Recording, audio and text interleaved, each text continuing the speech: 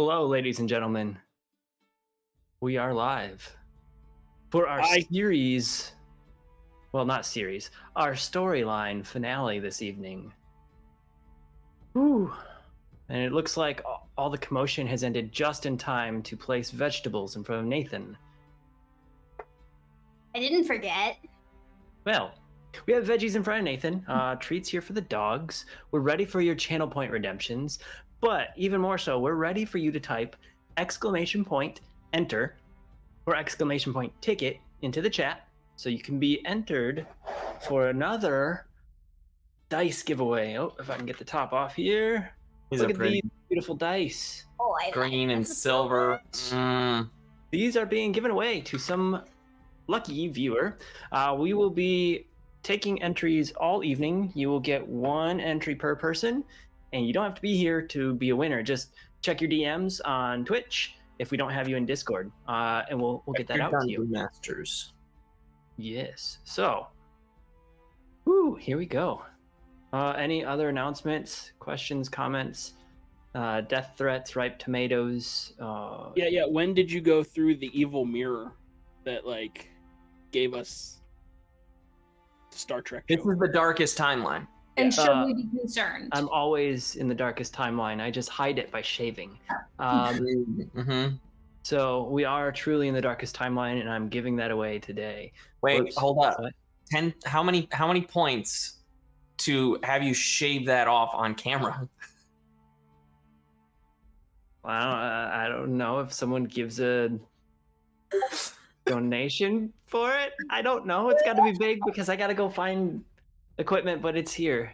I can. How much? Just snip the man bun. Man bun's a $200 donation. That's staying. It's got to be something good for that. But $200, folks. You heard it. $200 donation. I guess we cut this thing. Let's just say 75 on stream. Just for the face. Lindsay paid us to ask. And Lindsay's going to be a random donation tonight. I'll see the bank account go out quickly. Oh darn! $275 all in one shot. What? Boy is full of lies tonight. Just throwing things in the chat. $14 apparently gets anything to happen. No, just the mustache part. You get to keep this part. Oh, I kept that part for too many years. Well, I guess we go into this. How quickly do I want to kill these characters tonight is the question. And how quickly do you want to win these dice? Well, you can't win them any quicker than at the end of the show. So type ! Ticket or ! Enter. You can be entered to get these dice. Nessie's already resubscribed, taken down our hype boss. Yeah. So she won last week. Yeah. Last time. She could pull off back-to-back wins, but McCranky Stank, it's Lucas Martinez. Yeah. Both are entering already. So everyone's entering for these dice. We started a little late, so you missed some of our promo spots, but there it is, my screen right, my personal left, you'll see all of the logos of our sponsors here. We want to call out that Blacksmith Craft Dice, if you're following them on Instagram, they've renamed themselves to Heimdallr, opened up their selection of dice. It's incredible. There's Dragon Scale, there's Blood Covered, there's shinies, and lots of fun click-clack math rocks made out of metal. They have cards and various other things that are incredibly well designed. So check them out. Go follow their new account and be watching us for some of their new stuff, as we might be doing some giveaways with them in the future. So here we go. We're going to dive in now that we've given that little space of time to get veggies ready and wait for that donation. Where we left off last time was quite turbulent. Now, that's a good way to say it. Yeah. In order to get there, let's step back a little bit. The party had been rushing to this tower, a mage tower near the edge of town, in order to disperse some of the shards of power in hopes to take down Keth. It seemed that the creature that Keth had turned into, the Chronomancer, was drawing his ability to warp space and time and command the elements and the evils from the singular source of power that he'd collected from each of the 7 planes. Having broken the one source of power, the party started splitting up each individual shard and sending them to different planes, which seemed to be taking the ultimate evil to a little less ultimate. Now, getting to this this mage's tower came with a wave of undead following and evil surrounding the area. Valari was succumbing to all of this power and the way that it attacked her wild magic and sent so much damage and danger to the group that she opted to go through a portal herself to potentially where she believed home was. She dropped out into a town that she recognized the statue from earlier that looked like her parents and Ari's parents. She hoped she was home, or at least in a safer space, and gave a little bit more room for Garth, Ari, and Thadric to finish off Keth. Now, at the top of this mage tower, things weren't too pretty. As Keth rose up over the cliffside, he was building a ball of fire to blow the mage tower out of the sky. And just before that occurred, an old friend, Barth, a small child who they'd met many months ago, found himself walking through a tear, not a portal, but a tear in space and time, and beckoned the party to dive in quickly before they met their doom. They found there was a library, all sorts of understandings falling off into the abyss that floated in what seemed to be the connected parts between the planes. Going through some struggles and a few challenges, the party found themselves at what once was 7 portals that looked like they entered each plane, now only 4, a few scorch marks from the planes that may have been doomed by Keth. Having sent Barth away for safety, the party took a few looks at some of these portals, and as they looked into the portals that were their home reflected themselves, and the portals that weren't, they were able to see themselves or their alternate versions in those portals. Unfortunately, some of it spelled doom. There was death in many of those portals. Now, Thadric, however, had seen just a mirror, his own reflection, in the 4 remaining portals. Stepping through and landing almost where they had been before Barth had pulled them into this warp in time and space, the party found themselves at the top of the mage tower, Keth flying up over the hillside or over the cliffside, and his power failed him this time. He wasn't able to build the ball of flame. Instead, when he snapped to create the flame, he fizzled out and crashed into the floor, into the ground right outside the mage tower. Rushing down, Ari and Thadric went to take the fight to him, and Garth had transformed himself into a giant ape and dropped right next to the downed Keth. Ari, in a fit of rage, just swung down at Keth, but almost like an armor around him, the same tear in space opened up and engulfed her and pulled her into the remaining bit of this library. She landed right on her butt next to a small child, crying, the small child being Barth. He had a bag of chocolate in his hand that they had sent him out earlier to get. And he had looked up at Ari and said that he saw himself dead in a couple of the portals and was a bit scared. So, sitting alongside him and taking a moment to more or less bring her ally to a better spirits, Ari enjoyed some chocolate and sat looking at the crackling portals. The rest of the library had all but completely disappeared into the abyss. Swirls of black and purple clouds just kind of floated around, and they sat. And the few seconds there felt like quite a long time. Now on the battlefield, we see Ari get sucked into a portal right in front of Keth. And we end up with Garth and Thadric. And they're ready to take this fight to Keth. Now, let's get some initiative rolls here from all three of you. And we're going to have a little fun as we have the split party and figure out what is next. Oh, dang. Giant ape's not great with initiative. Oh, no. Did you think he would be? I mean, yeah. But he's stronger than he is dexterous. Well, I see that now. I see that now, yes. Should have gone with giant. I feel like a monkey would be more dexterous than an ape. Could you have done like mosquito? Ew, And, like, those are... annoyed him to death? Why? Wait. Giving him West Nile. Dang it! I could have been a mosquito, flown up his nose, and then polymorphed back. Well, I'm exploding out of his head. The old Ant-Man Thanos plan. Got it. Yeah. maybe that's what the credit roll scene will be. There it is. That's what we leave people with.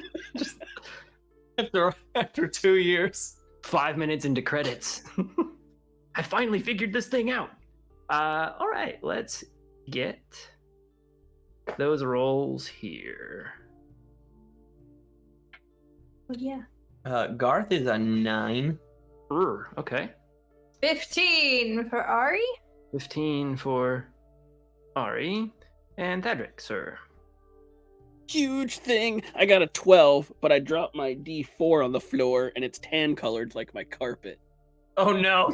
Well, no D4s for you today. I gotta find that real quick. Yeah, have fun. That is so much danger.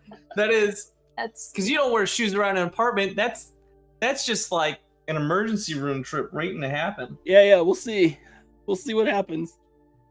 Tesla, seek. Yeah. Yeef. Is it a blacksmith craft? No, it's wooden die, so I guess it Okay. could crumble under me. Because those So- blacksmith ones are real sharp. Oh yeah. Oh yeah. yeah.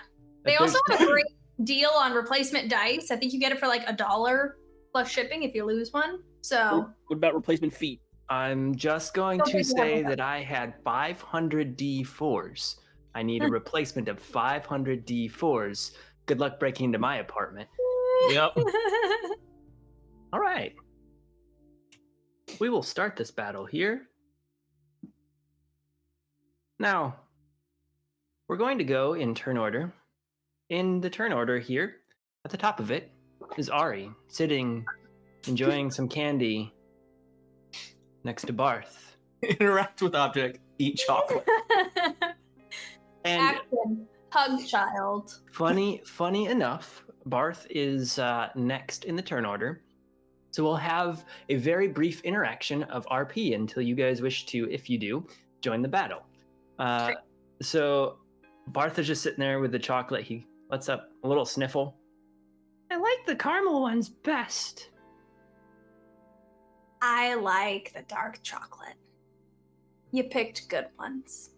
Thanks. Why did you have your weapon out? Well, I was about to attack Keth. You remember him? The dead guy? Yeah, he's back. Actually, Barth, do you think you'd be up for a super important mission? Can I eat some more chocolate? Mm-hmm. Okay. We'll stop right here and we'll talk about your mission in just a moment.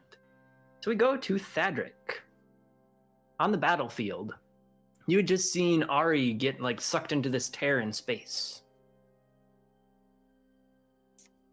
But Keth is still flying around. Keth had stood to his feet, and all 6 of his arms are outreached and ready to attack.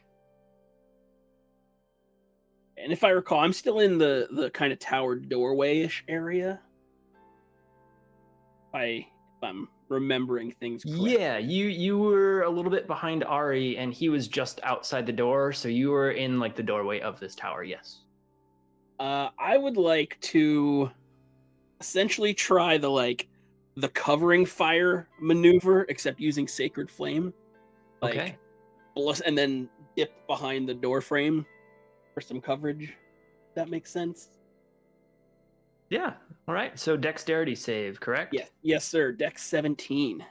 Dex 17. Ooh, okay. Let's see here. If my rolls are good tonight. Ooh, this is not gonna be good. Roll, roll, roll. Wait, how do you have a save of 17? Because I'm really wise. 9. Because I'm wise AF, my dude. 9 is what we get here. Nice. Nice. So he is gonna take 2d8 of radiant damage. All right. And I've rolled 2 6s. So 12 points. And then is Panthros still around? Is he out in the wild? Is he running around somewhere? Yes, Panthros and the unicorn are still working together. They are kind of at the edge of where these undead are coming up over the wall that you all have made, essentially. He's not actively engaged. He had just downed an undead probably about 8 or 10 seconds prior. I'd like to give him the command to go after Keth.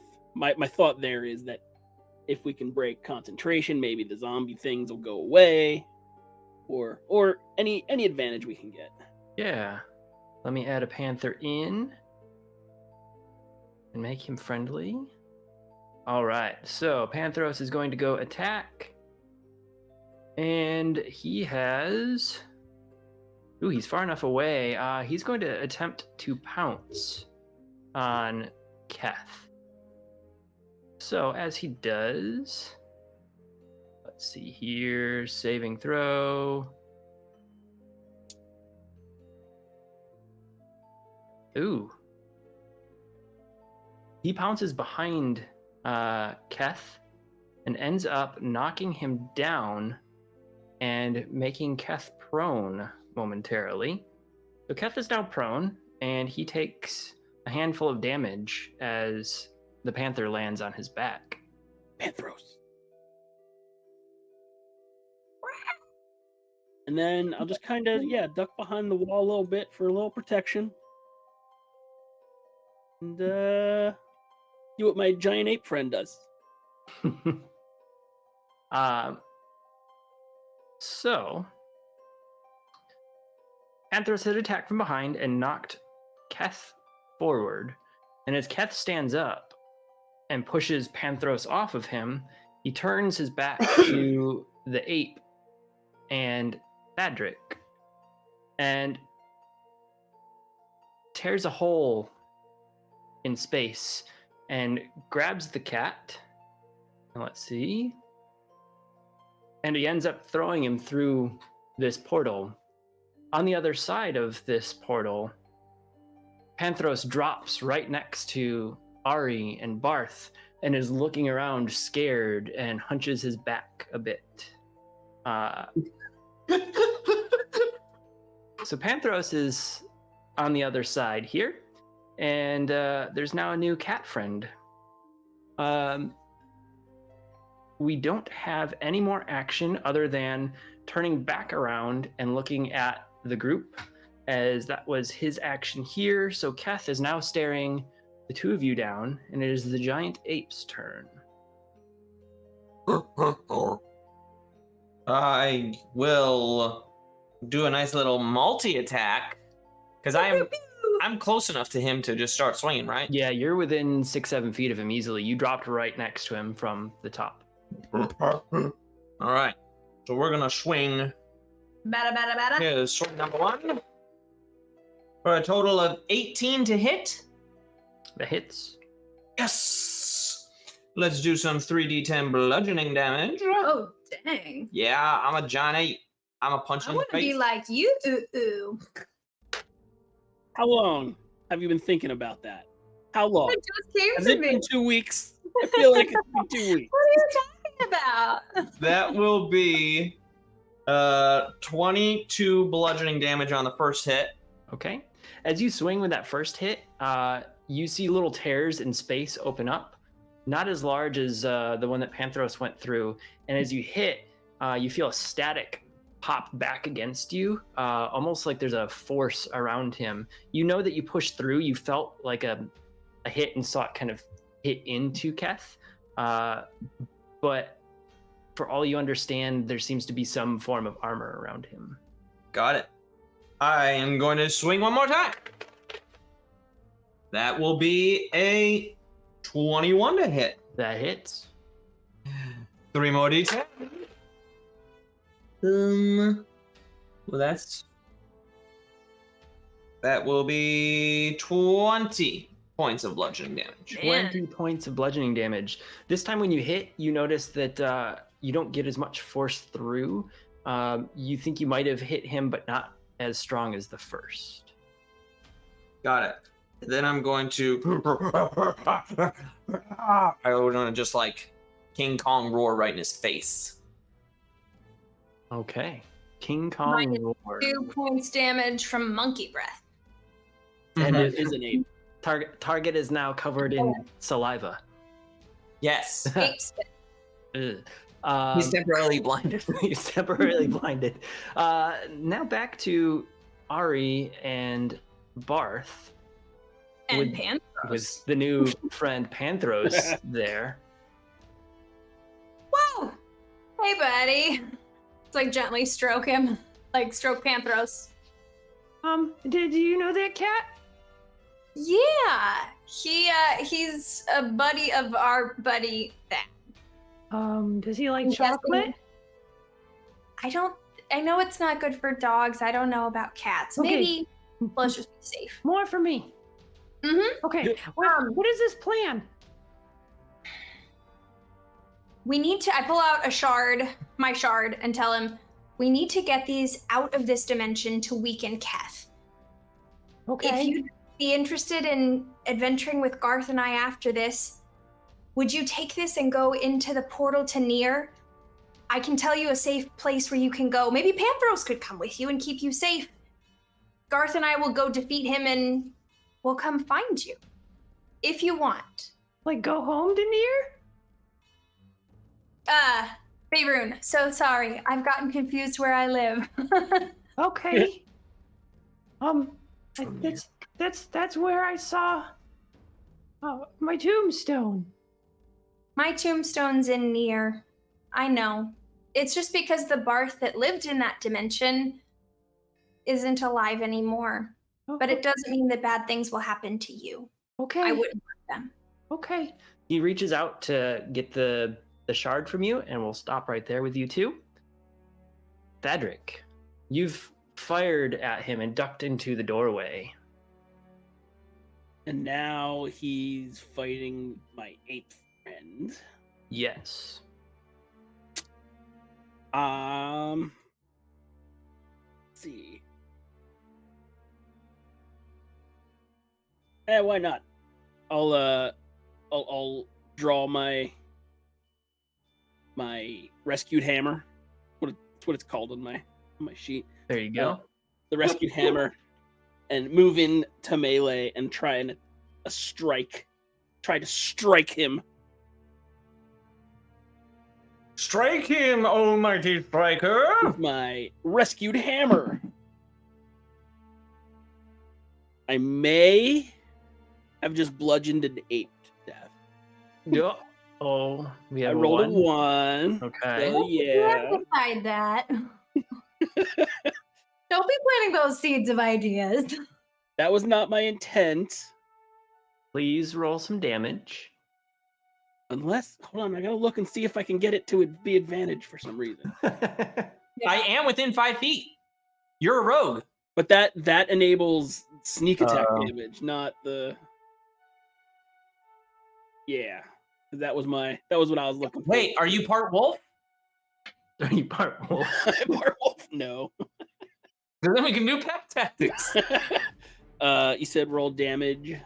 Yes. It's only 1d4 plus 4. Jared, next time make your character part wolf. Why don't you make your character 2 parts wolf? I'm one part giant ape right now. All right, minimum believe- damage. You're okay. Minimum damage. I believe kobolds and goblins also get pack tactics, so possible. Minimum damage of what? 5. 5 total. As you swing down, you actually glance the ape on the shoulder, and as you do 3 points of damage. I forgot about the fire damage. Please roll your fire damage. 2 points of fire damage. 2 points of fire damage and a little bit of singed fur And hurt feelings. and hurt feelings. Now, I gotta roll concentration? Because you took damage. Yep. Yeah. For shapeshift? Polymorph. I'm gonna triple check, but I believe polymorph. I have to. Because it's a concentration spell. Yes. Concentration Well, actually, number. I want to say this. In the spell's wording, it says the transformation lasts for the duration or until the target drops to 0 hit points or dies.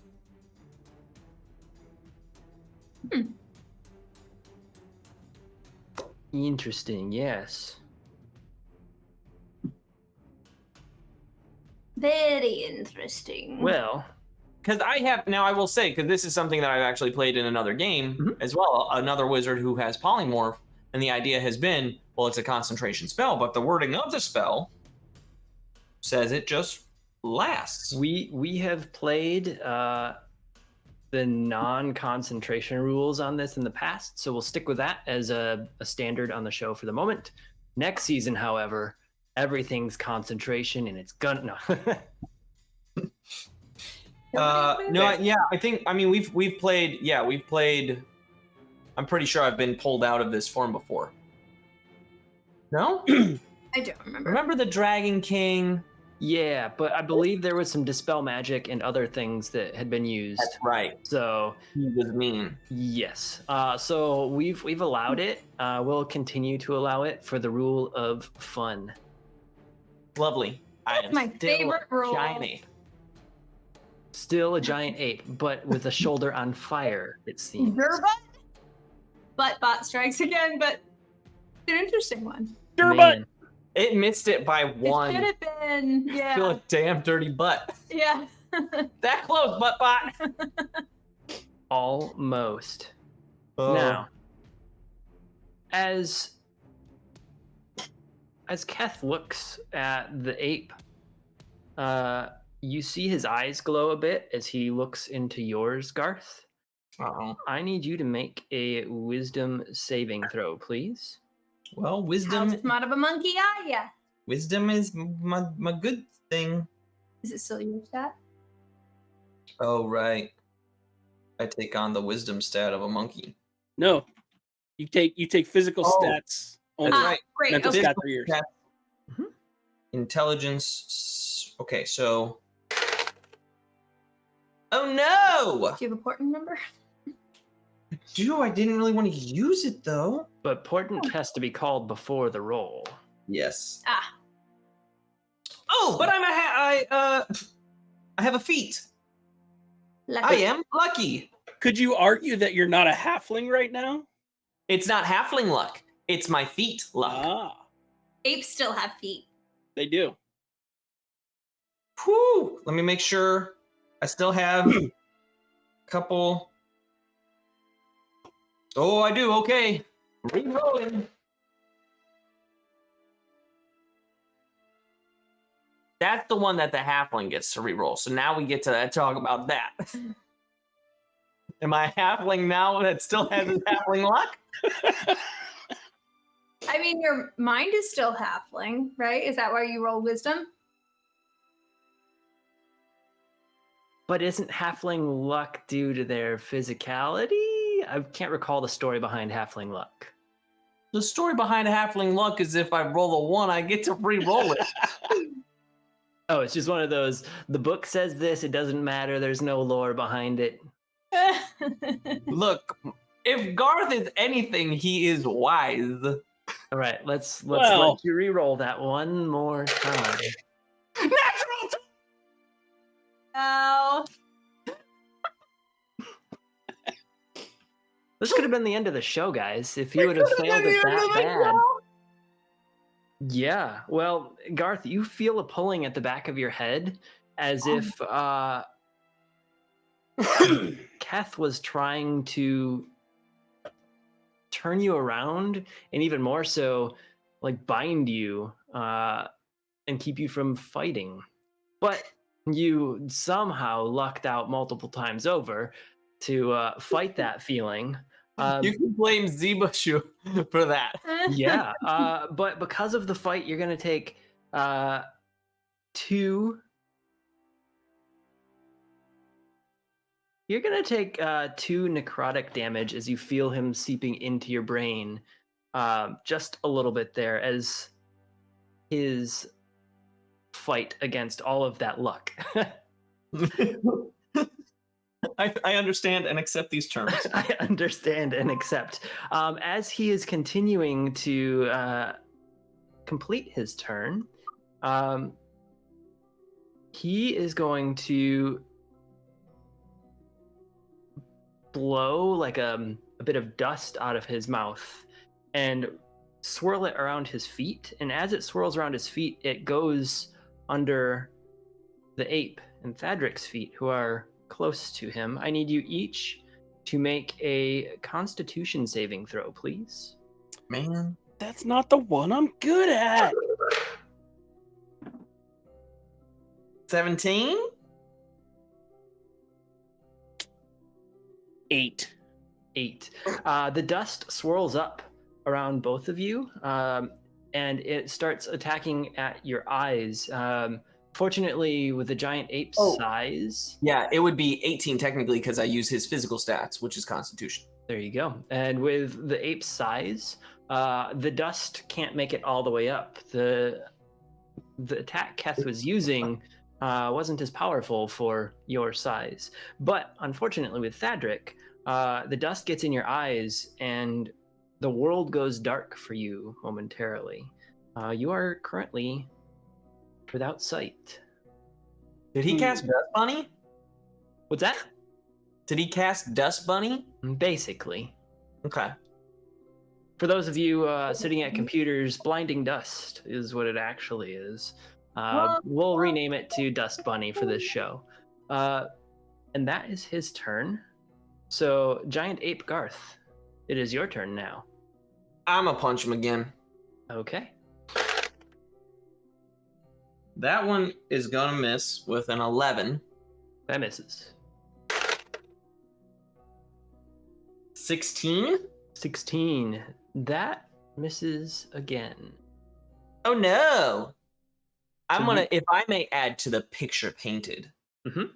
while I am not blinded with all this dust swirling around below me, Oh, yeah. he's kind of created a bit of a shield that has like obscured him. So I go to punch and like I see a swoosh as like dust clears, but then is filled back in. So I think I know where I'm going, and I get a little bit closer, but it's still like I feel like the hairs of my paw just graze his nose a little bit. There you go. So it's not your fault, it's his, right?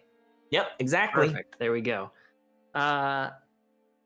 We get back to Ari, Panthros, and Barth. And Barth grabs the shard and looks at it and its glowing radiance, and he kind of sees through it. This is sharp. It is. Let's put it in your bag. Okay. And I help him put it in. Now listen, you're looking for a town called Loudwater. There's a man named Lem. He works at the temple. Okay. Tell him that Ari and Garth and Rumiel are your friends, and we'll come meet you there once Keth is defeated. Okay. You want to take the panther with you for, a bodyguard? Can I ride him?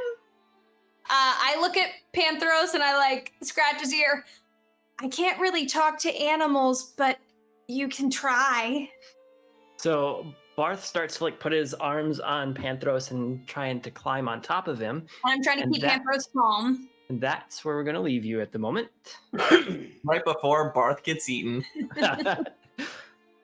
Thadric, you are blinded or without sight this turn. That's true.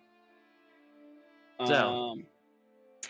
I'm gonna flail wildly anyway. Flail wildly. Yes. Anyway. But to get rid of your nonsense, I'm gonna utilize one of these Scott Denuso natural 20s. There you go. Because I don't like being blind. So I'm gonna do it. Now, okay, I have a question about the situation because of the way that my character's built. Do all the things get the double and then the rolls, or just the weapon damage? What do you mean? Because I have sneak attack, I have the fire damage, I have the weapon damage, and then I have the divine strike on melee. Yes, you get the base of everything, and then you get the roll on top of it. Got it. Okay. Give me a second. Okay. We may have a new all-time damage. We might. I don't think so. I can't remember. It was like what, 120 or 130 for up there for Lindsay's chromatic orb. The most I've ever done is 71, and that was with like a natural 20 on Just one of my huge believe in something for the finale. Also, it's Lucas Martinez with a great quote. Listen, little expendable NPC child, jump in the death portal and be useful.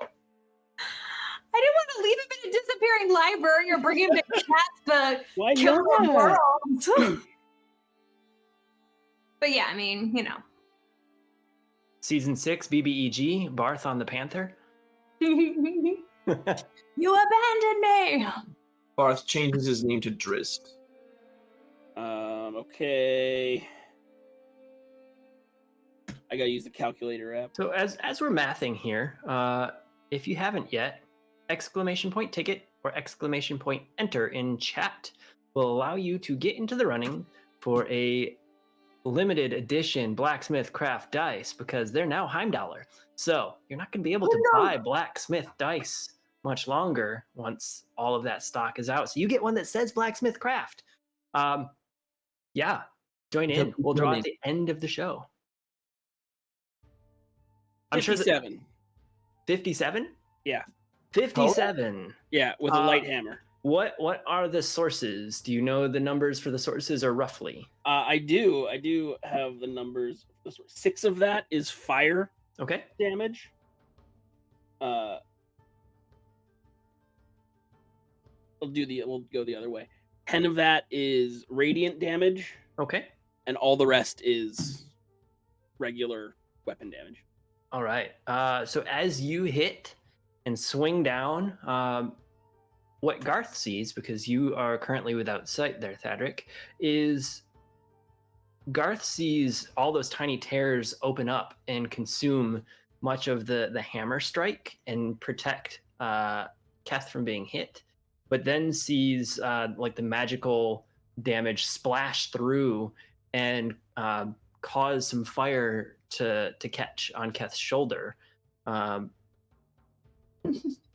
giving him a bit of understanding the situation here.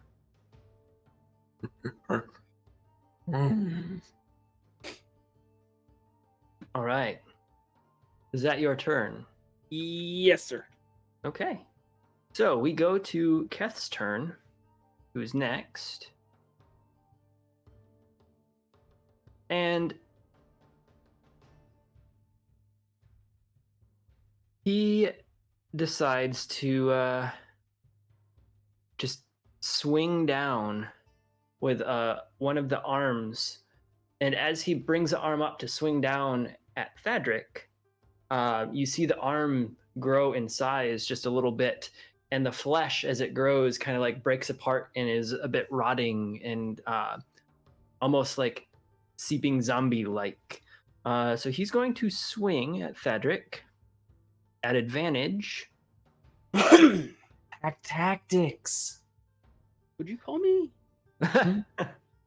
So at advantage, it is a 26 to hit. Barely made it. It does barely make it. It does barely make it here. Wait, by like 1? 2. You take 11 points of bludgeoning Uh-oh. and 14 points of necrotic damage as the fist kind of cracks and leaves some fleshy residue on you, and it burns through your armor. Now, you need to make a Constitution saving throw here, please. But I don't, because I yell heinous and crumple to the ground. Because I'm at 0. You're at 0. All right. I only had 24 coming in. I need you to still roll a Constitution save as you're falling to the ground. But I have however. like no constitution. Hey, it's an 8 again. Look at that. Now, This might be a time to rejoin the fight, honey. you, sir, have a necrotic burn go across your body and up your neck and across your face a bit as you're laying there unconscious. Garth sees this and sees that whatever Keth had done is attempting to consume you in your unconscious state. Garth, it is your turn here. It is my turn. Oh, but Checking my inventory really quick. Okay.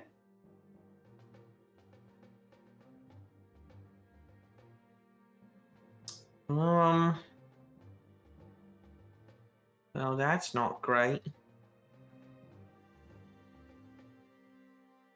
All right, I think the monkey, the ape is going to do his best to get between Keth and Thadric. So Right. he's going to try and hit twice and like see if he can move Keth out of the way through his blows as they kind of go to fisticuffs. Alrighty. 19 for the first swing. Hits. The second swing will not hit, unfortunately, so we are only looking at 20 points of bludgeoning damage. As you swing down and miss the second strike, you notice again that armor of space and time tears takes much of your blow and doesn't damage Keth too much. I think that then let me double check again.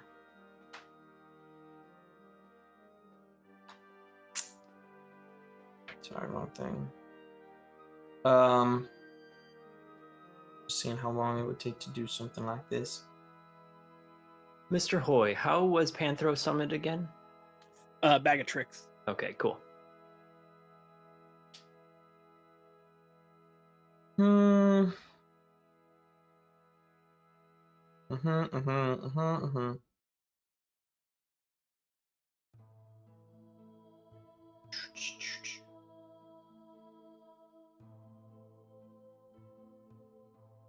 It doesn't say how long it takes to unshift. I believe it takes. I want to say I've run it as bonus action usually. Like you can unshift at the end of your turn, and then you're ready for your next. Okay.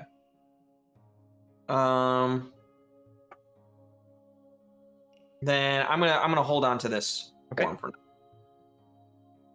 All right. Just try and make a wall between myself and Thadric. Sounds good. Now, we go to the top of the turn order. Ari, Barth, and the Panther. And Barth is struggling to get on the panther and eventually gives up after a few seconds. Okay, you're gonna walk with me, kitty, and keep me safe. All right, Barth, be careful. The panther will disappear by nighttime because it's magic. Oh. But you should be able to get to Loudwater by then, and when I find you, we can get you a real cat. Okay. Can it be this big? No. I give him a big hug. Get going. Okay. So he starts walking, hanging his head a little bit. Come on, kitty. And notices that Panthros is just standing there looking around, still unsure, as it follows the commands of Thadric. It sits here and just kind of watches, knowing that you two are allies, and paces the area as Barth steps his first foot into the portal and starts to disappear in through it into Faerun. Ari, you only have a couple seconds here if you wish to do anything else. I grab my great axe. I say, come on, Panther. I don't know if he'll follow. And I go charging through the portal to near.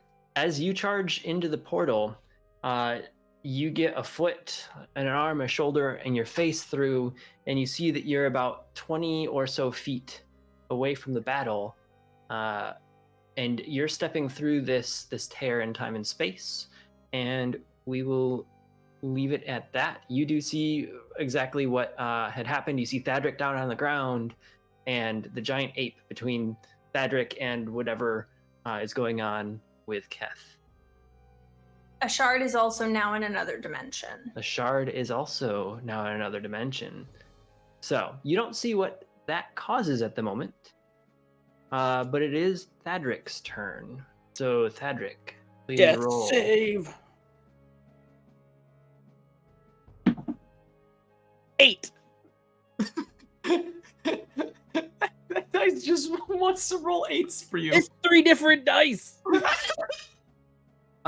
There's a phenomenon happening where Jared lives currently, and that is some gravitational pull that makes dice roll 8s tonight. Or as Denuzo points out, Cade finally got to me.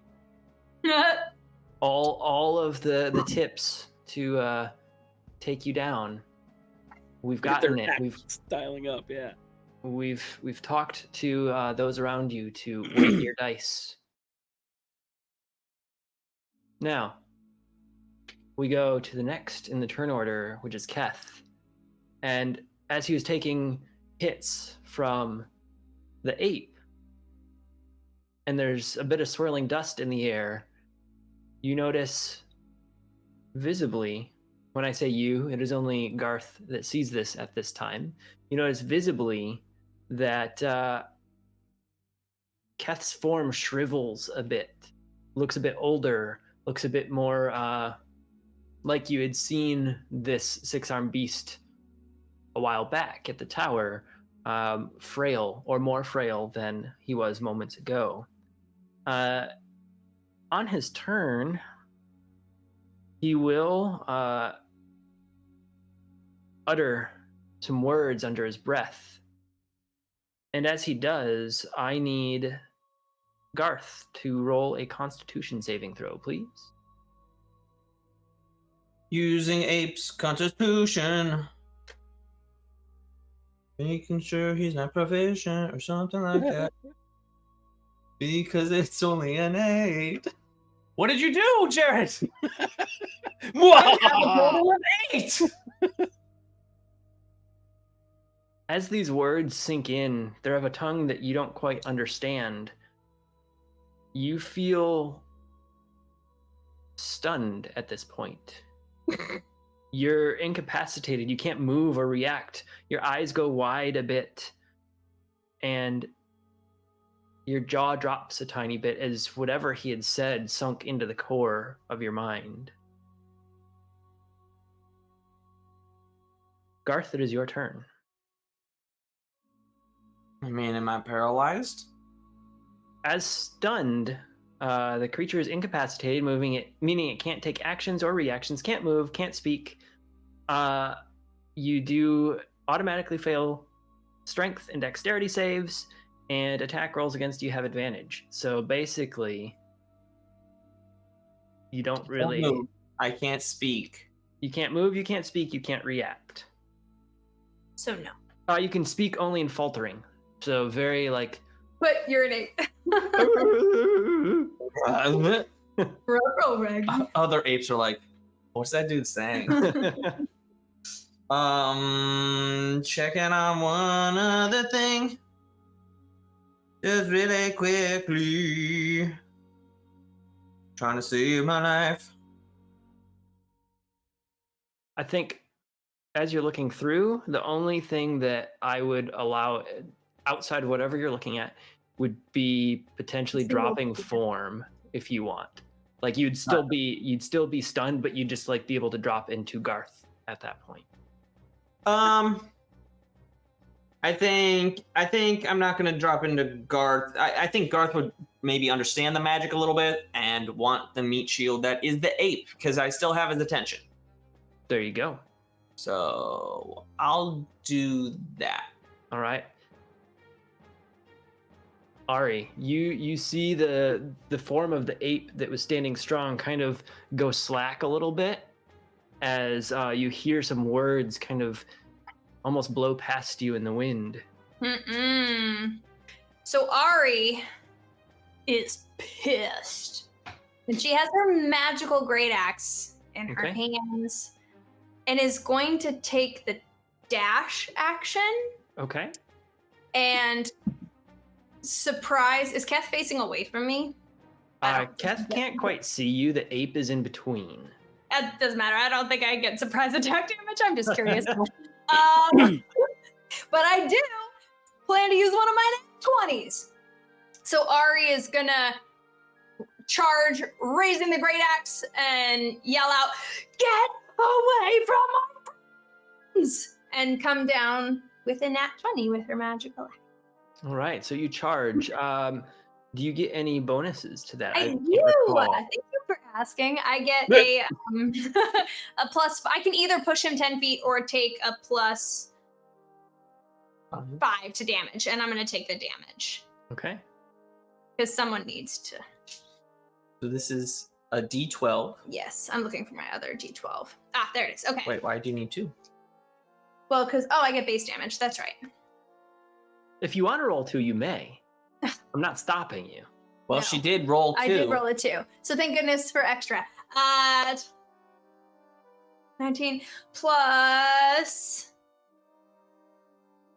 26 points of damage. 26 points of damage. On my first one. And that is slashing? Because it's an axe. Well, yes, but it is her magical. It's my magical great axe. If you consider that magical in terms of slashings. Okay. Let me go through these things here. You see some of the tears that I had explained earlier for Garth's attacks, but you seem to cut through a few of the tears and do a little bit of damage from your slash. Cool. I don't know that you can attack again, though.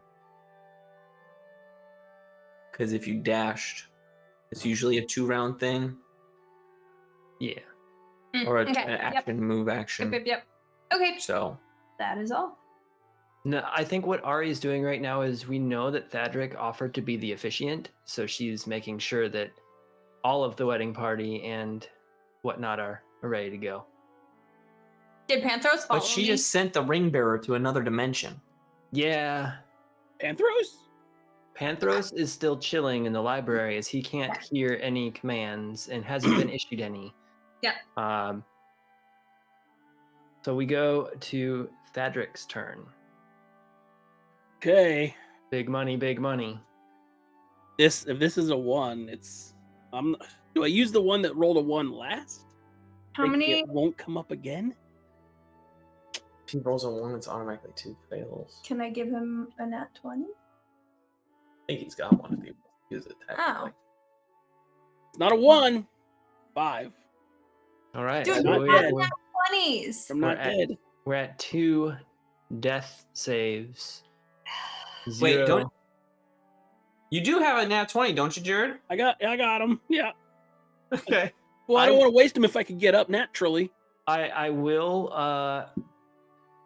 remind everyone, we do have the hype boss, which lives right here, right under our sponsors. Currently, it's Scott Denuzo. Whoever donates, tips, follows, resubscribes, etc., will cause damage to that. Whoever becomes the new hype boss does get to assign a nat 20 instead of a roll. They get to say, I just claim this is a nat 20 to any player on screen. Also, you can, if you use your tips well enough, you can get rerolls. I believe at the $10 level. Mhm. It's been a while since I've talked about what our tips are, but those are below on our Twitch page. Yeah, so those are options if you wish to see Thadric survive. I believe it's !tips. There we go. The buffs should be on that page, but they're also on our info just below the video on Twitch. Buffalo, perfect. Now, we continue forward. It is Keth's turn, and he now has a second enemy attacking. And as he does, what he will do Is proof his pulse in fear? he will Just a choice. it's a choice. He will swing a punch at the ape, knowing that he's got a little bit of an upper hand, and also swing a punch. Actually, hang on a second, double checking. He will also glare at Ari at this point. So I need Ari to roll a wisdom saving throw. Gulp. And it is a 24 to hit on the ape. That is twice my AC as a giant ape. Oh, yes. That is my AC as a dead man. You take 20 points of bludgeoning, 12 points of necrotic as the fist kind of cracks a bit and leaves the same like burn on your shoulder. I will need a Constitution saving throw as well. From me? From you, sir. How did we determine the ones go for me right now? You get a reroll. You get a halfling luck.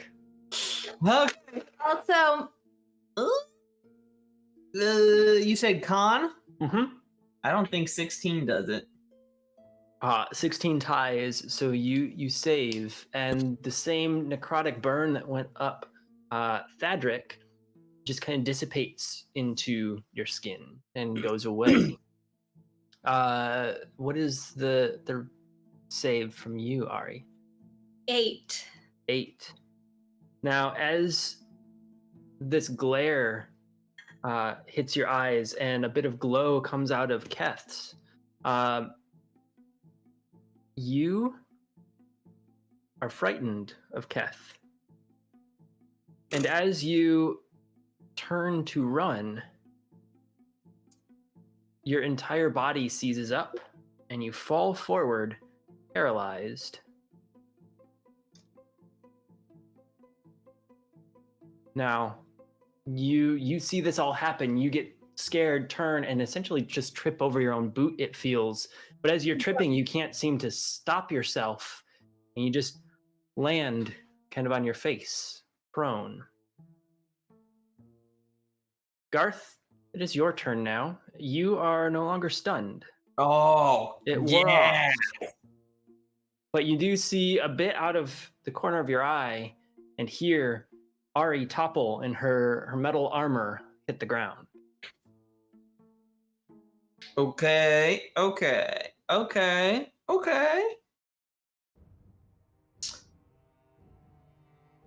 I've got an idea. It may or may not work.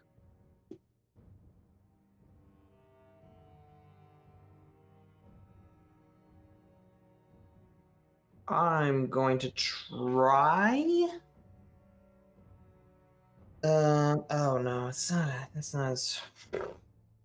That's not as fun as I wanted. There's so much happening, and this guy's a jerk, and I would like to try to grapple Keth Okay. in my big monkey paws and pick him up. I believe that would be a strength contest. I believe it is. So, rolling.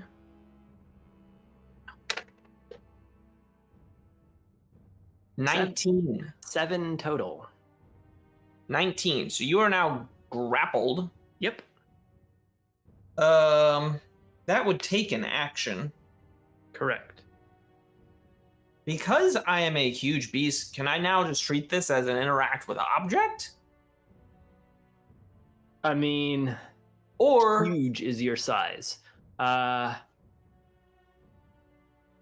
perform any further action, like tossing him, setting him down, etc. yeah, that would be an action. That would be an action. But like, if you Can just want to, like, move Squeeze. him, Can I pick him up? sure.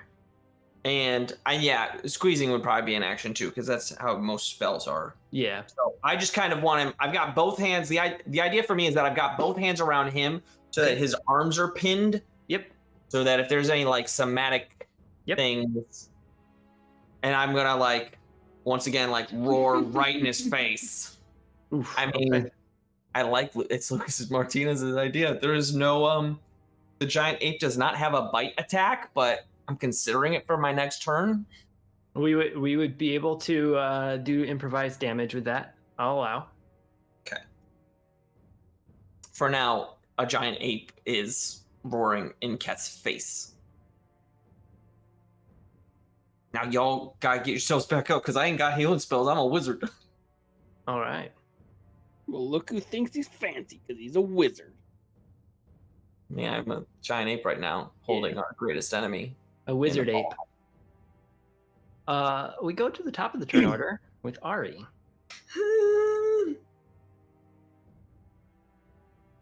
I think I can't do anything.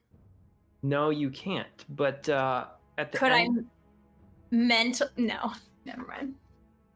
you can have a discussion with yourself in the back of your mind. I'm gonna think. Come on, magic missile, fire! Fire, magic missile. You can't see your target at this point as you're face down.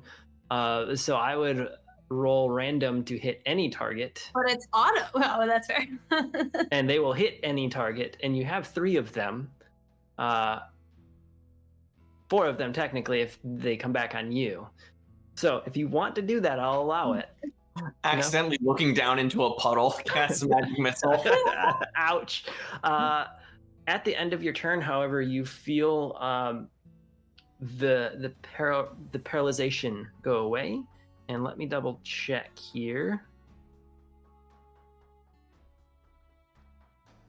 You do not feel a change in the fear you have for Keth yet. So you feel like you want to get up on your next turn and run away, is what your general feeling is. Okay. All right. We go to Thadric. Now, because I have 2 already, I'm not going to risk it. I'm just going to go ahead and use one of these natural 20s. Okay, good. Let's use Penguin Witch Doctor's nat 20. Penguin There you Witch go. Doctor. Thank you, Penguin Witch Doctor. Thank you for coming through and adding 2 death saves to the 2 death fails. Well, so if it's a natural 20, you're at 1 hit point. Oh, yes. According to Raw. Yeah. According to Raw, yes. I don't tend to see players come out of death very often, or do they go into death very often without total obliteration. So you got 1 HP. I do. And I will, with my 1 HP, can I pull out my potion of greater healing? I'll allow it. and I want to shove it in my own throat. Just Be like glurg, glurg, glurg. jam it in. All right. Yeah. Your greater healing, you get some health back from that. I'll let you roll and add that to your sheet. 4d4 plus 4. Not 44. 4d4. Well, that's too many one. It's only one. That's too many ones. One is too many ones. It's true. In this case, at least. I get 18 hit points back. Hey. You will be prone for the rest of your turn, though. So you'll start prone at the top of your next turn. Yes, sir. All right. Now, it is the grappled. Can I do a reaction? Can I close my eyes? I mean, I guess. Because you're sad? Because the Yes. last time I looked into this dude's eyes, I froze. So the spirit goes, I've got cats. Raw. Just Big roar! I closed. Oh, yeah. Roar. double checking through the list of what he can do at this point. You're not immediately close my eyes because he's got his arms pinned. Yeah, I know. I mean, I don't think I did see one spell in here, but that's not nice for this moment. It won't do anything. Wow, this is fun. This is fun. My giant monkey finally worked. Ape. I know, but monkey's more fun to say. Yeah, stop monkeying around. Aping around. You gotta go to the ape station. Like the vape station. I don't know. It is. They have it at my work. Oh, I thought you were going with the aid station, like a combat No. medic. I mean, I don't go, but my coworker was like, I'll be back. I'm going to the vape station. All right. Listen, I don't know many ape puns. I only prepared monkey ones the last 2 weeks. Okay, Jared. Garth, with your face very close to his face, he starts whispering under his breath again. I need you to make Or headbutt him. you headbutt him. I need you to make a Constitution saving throw. What? You gotta freeze me in your arms. Oh, I forgot to say, when I grappled him, I put my thumbs over his mouth. Also, I've got an elbow into his chest and another foot wrapped If you around have a his head. material component, my pinky's like blocking it closed. All right. I'm a 12-armed ape, and Ugh.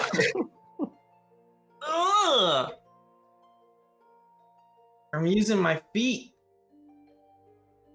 I'm using. I mean, I guess the front appendages on apes can also be called feet. So No. I believe they're called hands. Yeah. Ugh. This is so early. I gotta go. Okay. 18 is my 18. con.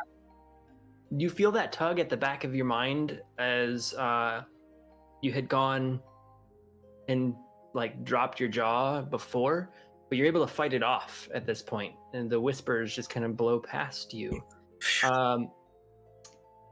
Ari, I need you to also roll. I'm gonna say that's because I closed my eyes. What am I rolling? Constitution save, and I need Thadric to also roll a Constitution save. 17. 17. You two hear these words kind of like go past you. 16. 16. It's 2 8s for those keeping track. And also,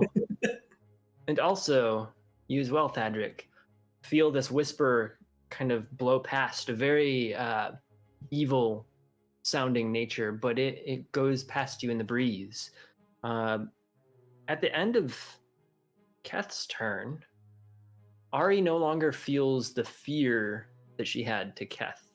And now her driving force is to get up and attack. It is Garth's turn, who is grappling Keth currently. Yeah. I was gonna do one thing, but I don't know if he prepared a certain spell. So instead, I'm just going to take Keth. Well,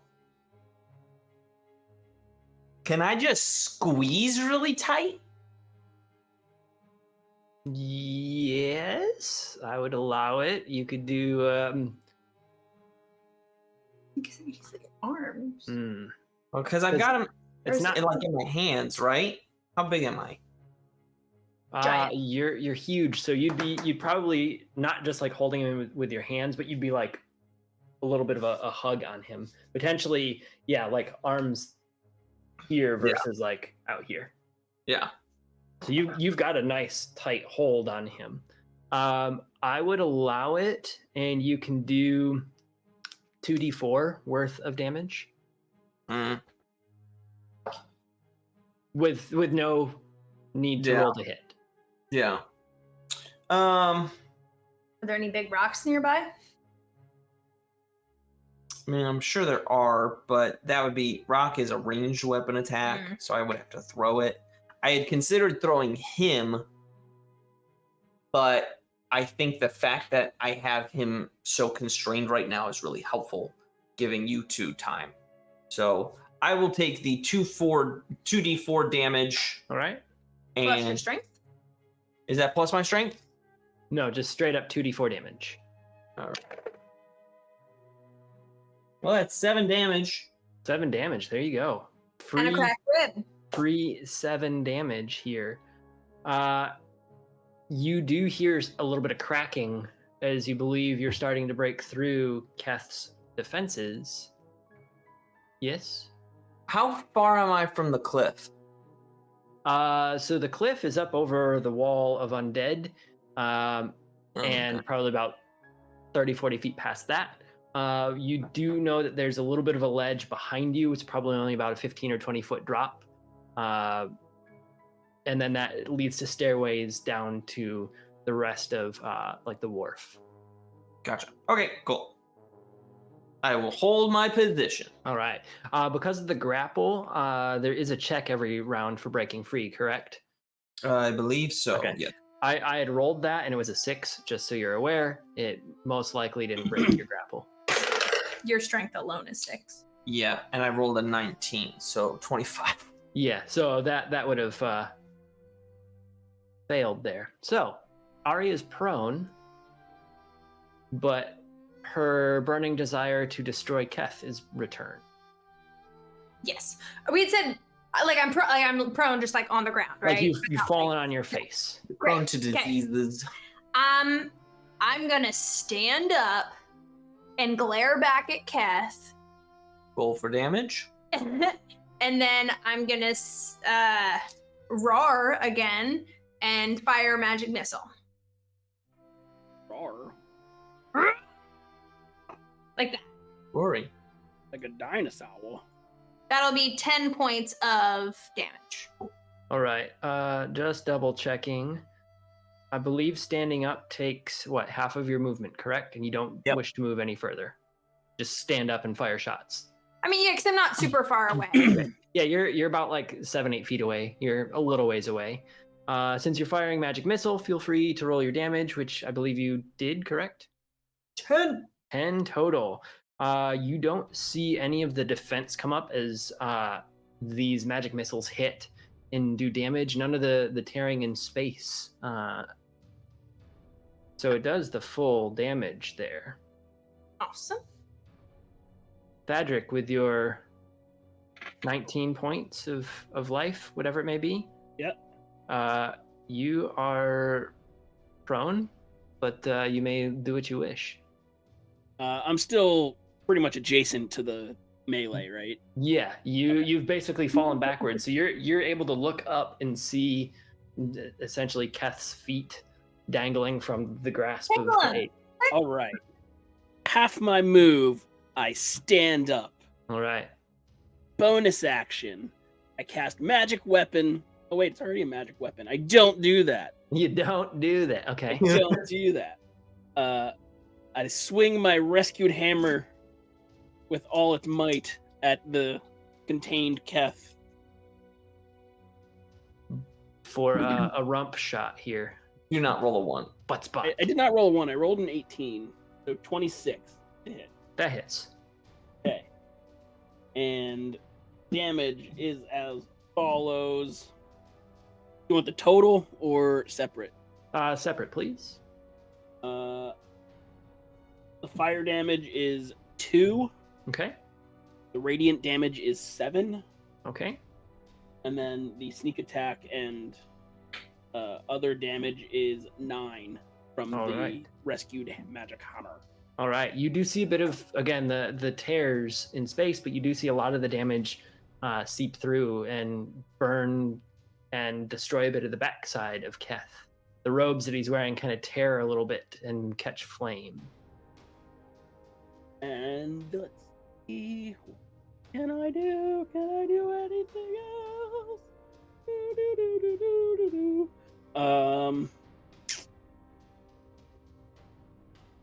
No, that takes a long time to cast.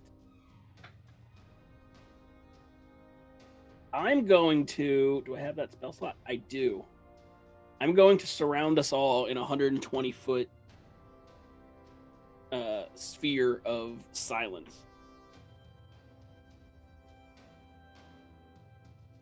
All right.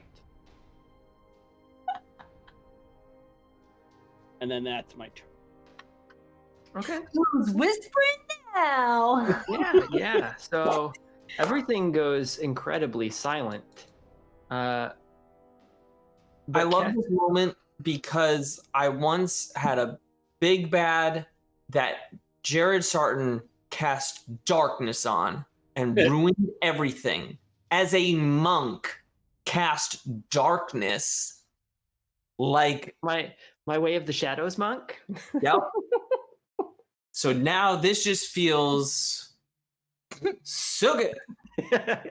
But Monkey Buttzard can't do Monkey my butt now. Thank you, What? butt spot. Spot strikes again. Buttzard, that's a very weird Pokemon. Highly It's sought after. Pokemon 1286 or whatever they're up to Yeah, now. Keth leans back and grins in the face of the ape and turns to sand and drops to a pile of sand below, and a whirlwind blows up and swirls around the group and then moves away about 40 feet. And the whirlwind stops and the sand comes back down, and Keth is standing there looking battered and beaten, but he's about 40 feet away, still within this silence. Guess he had a nonverbal spell. Nonverbal non-hands. That tricky trickster. If he was made of sand, why was he doing that before? And then did I get him in my eyes earlier? Yeah, it was his left toe. It was It left opens pinky all toe. kinds of philosophical. Ew, toes. You got toe sand in your eye. Gross. Quit. So I'm done. So much no. Garth, it is your turn. In this silence, you feel this presence like seep out of your arms and blow away. 40 feet ahead of you all stands Keth. Well, Giant Ape has 40 feet of movement. So I'm gonna run up and punch him twice. All right. 18 on the die plus 9. It's Cool. Rolling the other hit. That's a 19 on the dice. So these will be. I'll roll 2 sets of 10 because I know you're doing some maths, and they're each individual hits. Okay. So for the first one, 23, Michael Jordan. Michael Jordan. You do see some of that damage press through his shielding. For the second, only 20. Only 20. You don't see that you've made it quite through his armor with this. But he does kind of stumble back just a tiny bit as you're applying this force. So he's not like right up on you, but he hasn't moved much more than a foot or two away, showing that you're still damaging pretty readily. Cool. Ari's roar is silenced with Thadric's spell. Her mouth is probably still open, and she's probably still screaming in the back of her head. But that's where we start her turn. She's not going to stop. The scream's more for her, you know. Okay. But she is going to fire another round of magic missile. All right. Well within the 120 foot. Mm-hmm. And that will again be 10 points of damage. 10 points of magical damage. Again, you do not see the force fields come up around him as all the shots hit. You wish to move, stay where you're at. I'll come up so I'm like 10 feet away from Ape Face and with Keth. Yeah. Just in case he wants to drop form, I want to be able to. Yeah. So Provide you're about 10 feet away. Keth and your betrothed are Who? about 10 feet in front of you. Behind, there's about 10 or 15 feet of space before it hits the wall of the undead that have been toppled. So you've got a little bit of space before the wall. We go to Thadric. My move is only 30 feet. So but I will move those 30 feet. Okay. Oh, well, may have butted myself with silence spell. That's okay. I got daggers. Daggers for days. I'm a thwip a dagger at him. Whip, whip. Okay. We'll see what happens. I rolled a 2. At least it wasn't a 1. Well, I aim with my ears is what the key I'm learning. You aim with your ears, and as you do that, you see the dagger bounce off the floor and go up over the wall of the undead. You hear none of the sound. You just see a little spark as it hits the stonework, and then you see it just kind of go up into the abyss. That was my action and my move. And for my bonus action, I will do nothing. You will do nothing. All right. Correct. Okay. So, Keth takes a swing at the ape in front of him. Rude. After his eyes glow and stare him down. So, as his eyes are glowing and staring the ape down, I need a wisdom saving throw for this one.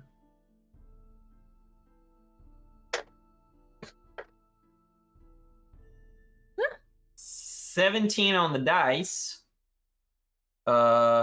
Do I use ape or me? Ape is +1, me is +4. Be you for this because it's not a physical. So 21. 21. As his eyes glow, you don't feel 23 technically. Sorry, it's a specialty.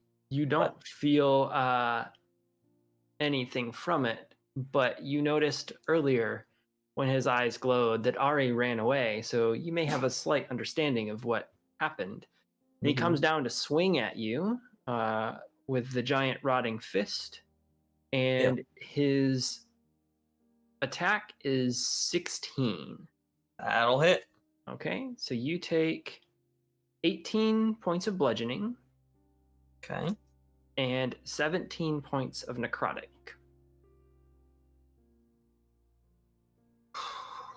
Okay. And I need you to make a Constitution saving throw with this hit as well.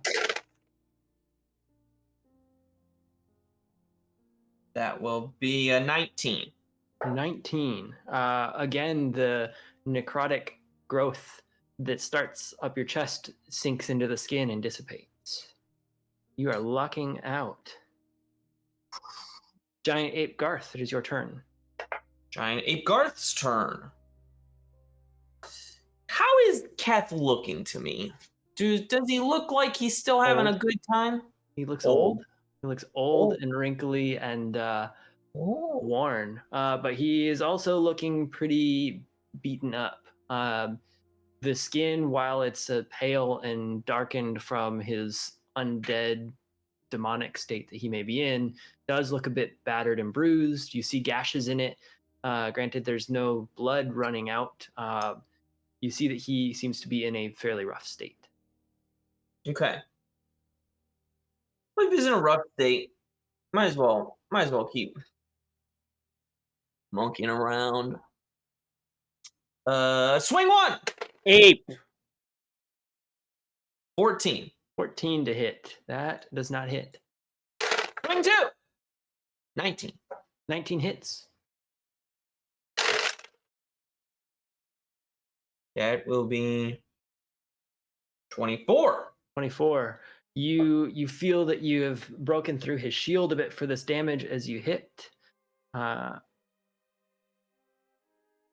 he is still standing at this point. Ari, your turn. You're 10 feet away from this. Yeah. Ari's gonna run in with her great axe. Seems like Garth could use a little help, so gonna come in swinging, still with the silent. Okay. I like that. As you're running in and screaming to answer, it's Lucas Martinez. Let's just say probably 126 human. So not too young. This will be a 14 for the first swing, which I'm guessing does not hit. Does not hit. You swing near. Swing number 2. This one will be a 19. 19. That does hit. Yay! And that will be 19 points of damage as well. All right. As you swing, you feel that you're able to move your axe through some of his shielding, and as you do, you feel the axe catch and stick square into his chest. And as it sticks square into his chest, an evil grin, much larger than his mouth should grin, appears across Keth's face. And he grabs your axe handle and just holds on to it, and his entire body begins to glow a bright light, essentially, to the point where it is very much blinding to all of you. And in the silence, an explosion occurs. You're blinded, but each of you feels as if you've been pierced by thousands of needles, and that like your limbs have almost been like torn from your body. And in this bright light and in the silence of this happening, in the back of each of your minds, a man's voice speaks out. It is not your time. Fight on. Fight on. And as you hear that voice, you drop onto the ground, Garth back in his form, Ari on her backside, Thadric as well on his backside, even though he was quite a distance away. Your ears are all ringing. You hear a hustle and bustle about town. And as you each sit up and see the area around you, you notice this is the town square in its normal shape and form, but everything feels in a dream state. There's an odd glow about everything. And the people around don't see you or don't seem to see you. The voice in the back of your head, you must finish him. He lies in there. And as you hear he lies in there, there's a pulling of almost like someone's grabbing the sides of each of your heads and turning your head to face towards the royal building, the head offices, the perch that had sunken into the sea, or what you had believed had sunken into the sea. And just in front of it, there's an obsidian building. On top of it, a few random statuettes of what seems to be various forms of an elf. The obsidian is a dark black color, almost soaking in the light. And there's golden interlacing that, as you look closer, the golden interlacing almost seems to form what would look like a jail cell. And you notice that there's this deep, dark blackness amongst the brilliant, radiant gold. And your gaze is being pulled towards that building. This building seems real to you. Everything else still feels dreamlike. A passerby, a young child, actually kicks a piece of trash right at Garth's face, and it goes right through his head, startling him briefly. And then he realizes how not in this world they are. The voice says nothing else, but you feel your gaze, and you see one another. Thadric, you're able to see Garth and Ari as they were kind of between you and the building. Ari, you're able to see Garth. Garth is at the very front of all of this. What is it that you do?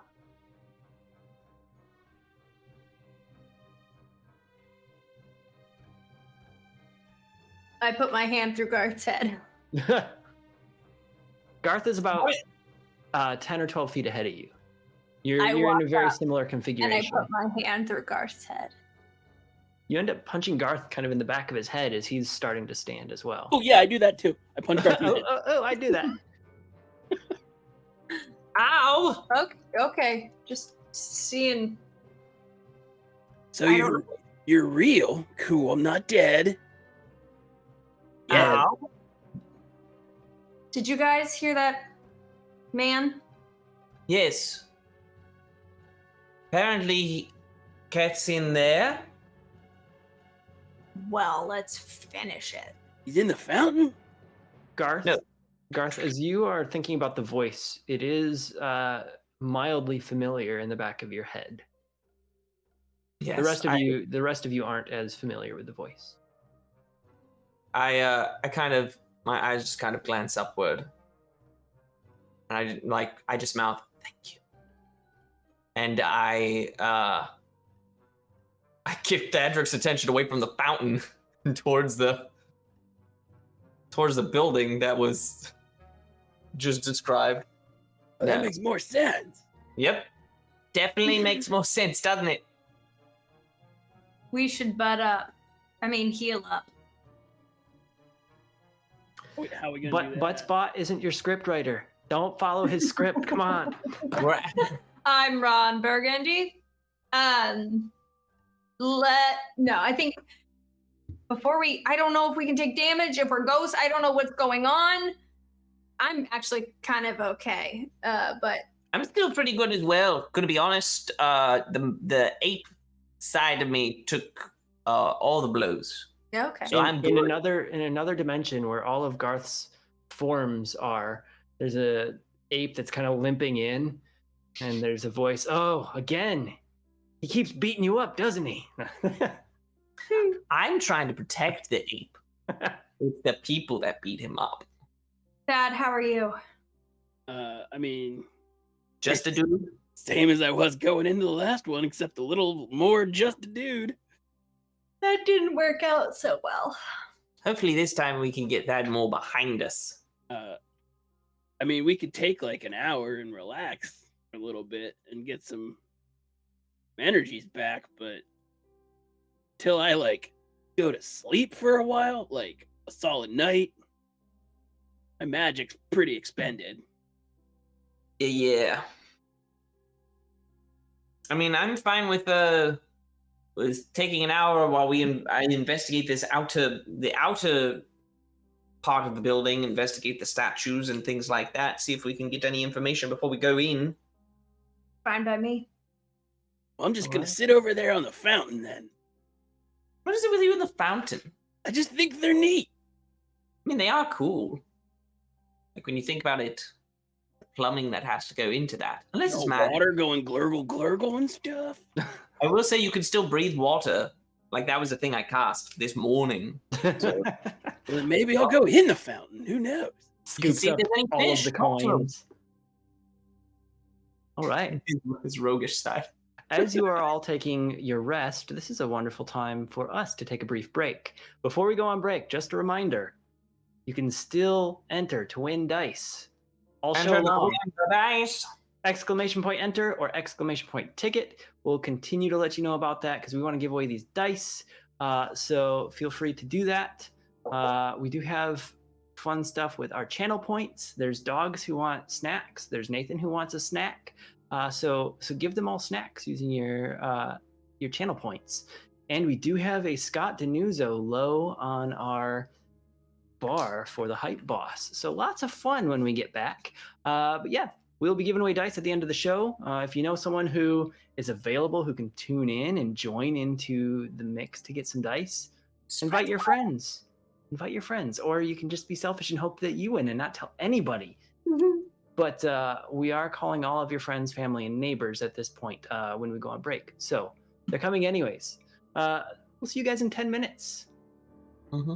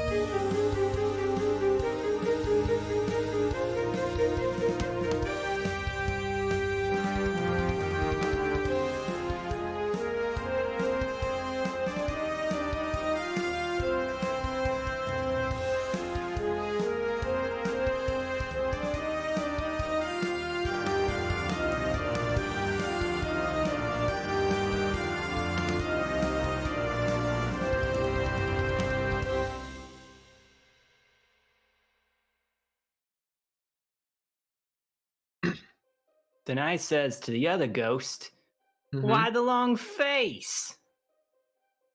Oh, Yeah. What the ghost said. no, it doesn't work.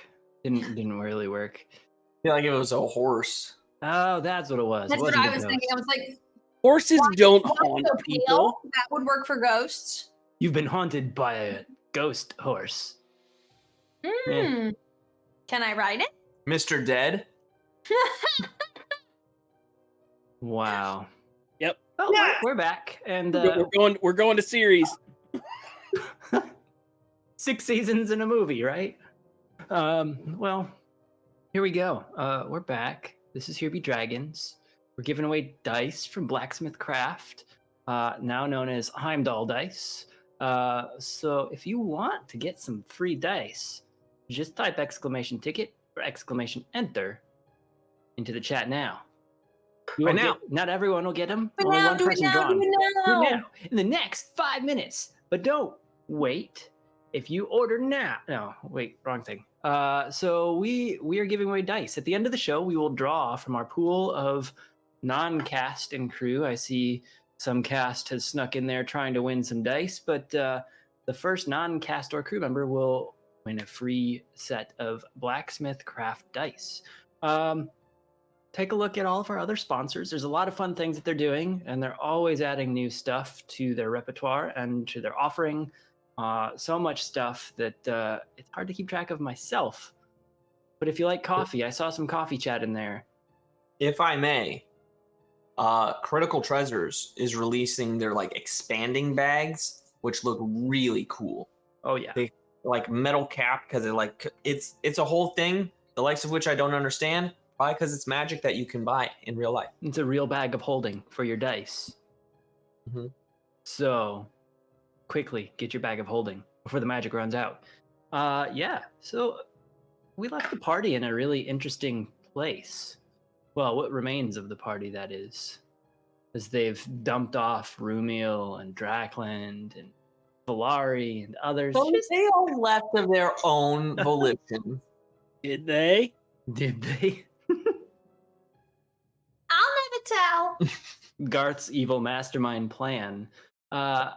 Yeah, so now they're stuck in this place that is part ethereal and part seemingly real. Taking a rest here, they are sitting outside of this obsidian and gold laced building.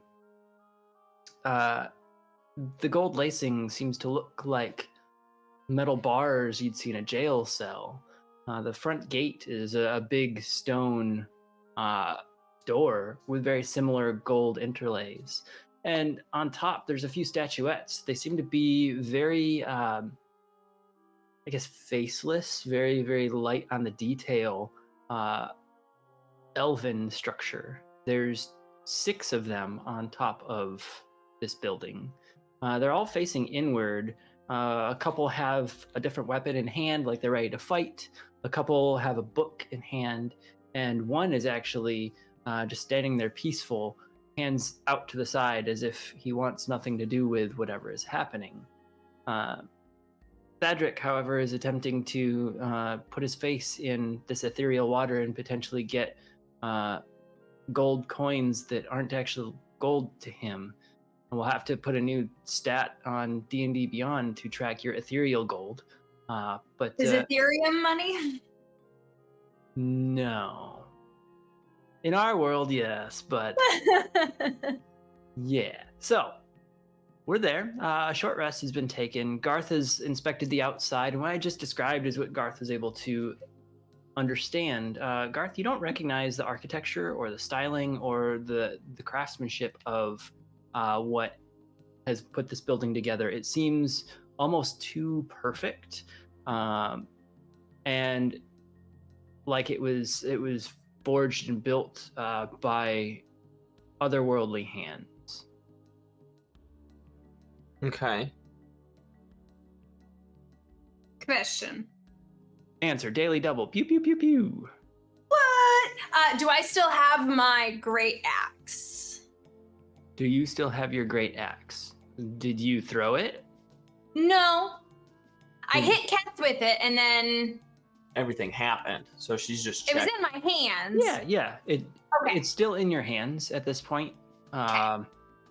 Or over the hour, you probably stashed it properly. But if it's still in your hands, then cool. No, well, yeah. I don't know what Keth's gonna show up. That's what Ari did for the hour. Just stared around at every passerby. Sitting crisscross, but By the fountain? yeah. By the fountain. There's gonna be a fountain at the wedding, right?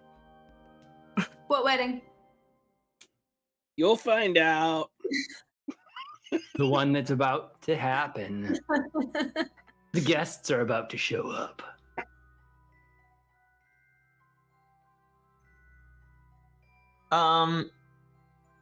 Yeah, I get. So I'm not getting any. I don't. You don't recognize the craftsmanship. You can't see inside. Unless you want to figure out a way to fly or climb. The height is about 15, 16 feet up to get to the roof. You may use that if you wish. Yeah, I've got a. There's like a lock on the door, right? Yeah, the door seems to be closed. There isn't a lock on it, but there also doesn't seem to be a handle. And as you had gotten close to it, it hummed a little bit as if to react to your presence. I hum in a harmony, 1/3 above. That's exactly what it sounds like. Well done. Does it unlock when I do that? No. It does seem to, as you've, I'm sure, poked and prodded and looked at things, as you kind of push on it, it seems like it will give way, almost as if it was the weight of a door to a kitchen in an inn on like a springy hinge. Like this big, large piece of stone shouldn't be that lightly pushed, but it seems to react that way to you as you've touched it. Yeah. So Still keeping that ape stat, huh? yeah, I got that 8 plus 6 strength still. Am I not supposed to retain that? You're almost as strong as I am. Your knuckles drag, however, if you wish to keep that. The little halfling walking around with his knuckles dragging, big old hairy ape arms. Scott Denuso, obviously a major third. That's what was sung. Eagle plays Obvious. really open to minor tunes. That might have been the problem. Well, Potentially. it seems to be opening. Ish. You So- try the door? Yeah, no, well, yes, I pushed a little bit. It seems like this door will just open. Probably because I sang. Well, I hummed. So whenever you're ready, I can't seem to determine anything else about this building, though I know I've been looking for almost an hour now. These faces on the statues, they held no detail, which I find interesting. There are only 6, although we know there are 7 Keths. Yes? Yeah, But like, that's what I was thinking. Maybe it's like the Keths in different dimensions, and then the one who lives here. what's with that one indifferent one? That's new. I think that would just be called peaceful. It's like, eh. Are there any like small stones nearby? What happened to you in this realm? Lauren, what? I don't know. As you look around and you seem to interact with anything that's not this building, I think the I'm ground or channeling my architecture. Pokemon. Really small rocks. Anyways, Anything that is loose and able to be moved or picked up seems to be impossible to grasp. The architecture, the flooring, everything else seems fairly sturdy. If you stick your hand in the water and pull it out to try and scoop, your hand comes out dry, and the water doesn't even like lift out of place. what if I took a piece of hardtack from my bag? And did what? Just pulled something out of your bag? Does it stay in my hand? Yeah, your stuff stays in your hand currently. Interesting. I'll eat it. What? I was hungry. Does it melt in my hand? Must be an M&M. No, they It don't didn't melt in melt. your hand. Exactly. It didn't Oh. melt. Must be an M&M. You said it was hardtack. M&M's are hardtack. Well, that's what we call them in this world. Because they're hard. I'm sorry. Let's go back. Lamba spread. Stackos. And no one like reacts to us at all, correct? No. You've had various people actually walk right through you, carrying on about their day, to the point where someone walked immediately through Ari at one point, and she wasn't looking, and realized a young man had run through her and had caught something from another young man who had went splashing into the fountain. And it was like these kids had never seen any of you there, otherwise they would have reacted. Hey now. You're an all-star. No. I was gonna say that. Well, I'm sorry. It is Nathan who gets the takedown for the day as far as content goes. So Nathan, you are the weakest link. Goodbye. Rocks fall. I gave you Mr. Dead, and you're gonna take me down? Hey, I'm not the one that does these copyright notices. We 8 bars, 8 bars. Has an hour been up? Yeah, Are we ready to go inside yet? let's go in. Sure. There you go. All right. Your hour expires. Ding. How you feeling, Thad? Okay, let's go inside here. Okay. I push open the door, showing my mighty strength, because they don't know it should be heavier or lighter or whatever. Garth, as you walk up and like one finger push the door in and kind of grin over your shoulder, the door swings open and stops open and just kind of wobbles a little bit side to side like it is on a hinge system. And as you step inside and peek at what's happening, there's a couple small blue lights glowing in the room that illuminate that there's some statues. The room is quite dark. At the far end, about 20 feet down, you see a wall that seems to be made up of hundreds of mage hands, kind of interlocking and protecting what seems to be a dark orb just kind of floating above a pedestal behind it. Ominous. Another pedestal. Another Sorry. pedestal. This world's all pedestals and portals. Pretty It's much. P&P, not D&D. Hey. Now you're canceled. Now I'm canceled.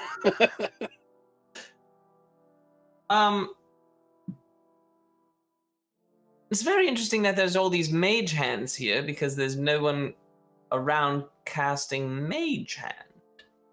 But like, are they real mage hands? Oh, I mean, I know they're not real mage hands because that'd be attached to a wrist. But like, are they the real spells of the mage hand? Because like, from your mage hand, I can only lift like tiny things. I try to walk through the mage hands. As you try to walk through the mage hands, about 30 of them grasp onto you and shove you backwards. Rude. The room is fairly dim, but as you walk through, you notice that each of the statuettes has a small bowl sitting in front of them and are in different poses that look like they might be begging or pleading or asking for something. Should we give these guys some water? You just want to go back to the fountain, don't you? What is it with you two in this fountain? It's neat. I would like to go up to one of the dudes, the statues, and see what it looks like. I'll take the one on the far left, please. Yeah. 200. So as you enter, and all of you have entered, the door swings shut and the room darkens a little bit, and you hear almost like a hissing click as the door seems to lock itself tight. As you look at the first one off to your left, would you like to speak? No, that just didn't seem good. Okay. Yeah. It sounded like you were about to say something like a fuse was lit.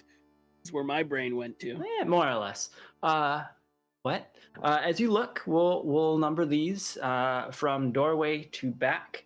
The left side is all odds, so 1, 3, 5. The right side is all evens, 2, 4, 6. So there are 6 statuettes in here as well, but they do not resemble the ones that were on the rooftop. With these 6 statuettes, you decide to go up to number 1.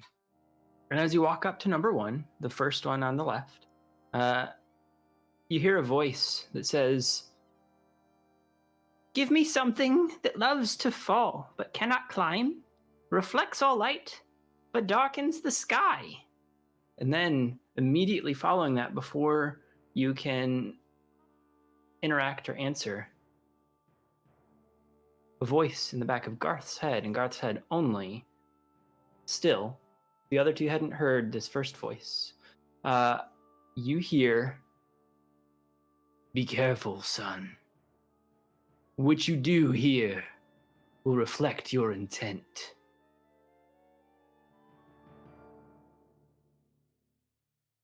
All right. Can you repeat the riddle part for me? Yeah. "Give me something that loves to fall but cannot climb, reflects all light but darkens the sky." Something that loves to fall but cannot climb. Reflects the light but darkens the sky. As Garth is repeating and mumbling this, the other two are able to hear what he's saying as he's hearing and working through this riddle. Do either of you wish to react, look at something else, interact with anything in the room? There's small blue flames between. So there's 4 blue flames between 1 and 3, 3 and 5, and then 2 and 4, and 4 and 6. So they like stagger, basin. Yeah, so essentially there's 1 and 2 looking towards one another, 3 and 4 looking towards one another, and 5 and 6 looking towards one another. And between them, there's little blue lights that glow up where like a torch would hang, but it's just a glowing light floating there, Gotcha. casting very little light into the room, just enough to see these begging statues. Mean. What you talking about up there? Oh, sorry. I'm supposed to give this statue something that loves to fall but cannot climb. Reflects. This, was it the sky or the light? Reflects the light, darkens the sky. Reflects the light, but darkens the sky.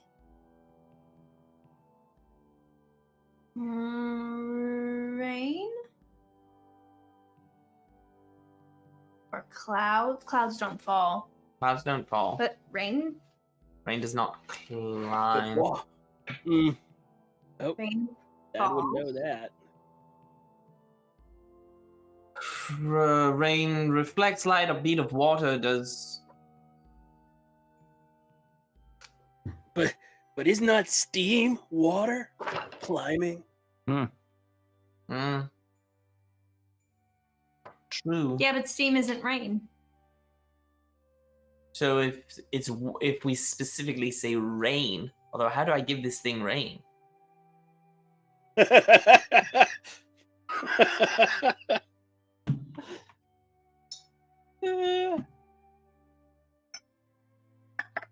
Thinking about peeing is all.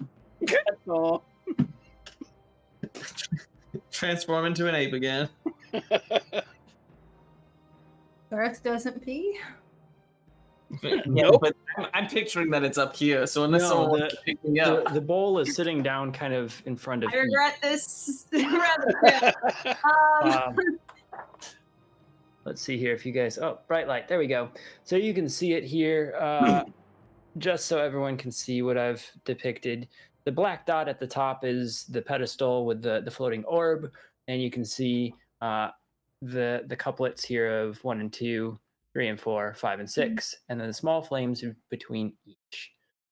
And then use that to track which ones you've gotten to. I think Ari would ask, where'd you get that riddle from? And like look around for a piece of paper. oh, sorry, I stepped up to this statue and it spoke to me like with telepathically. Oh.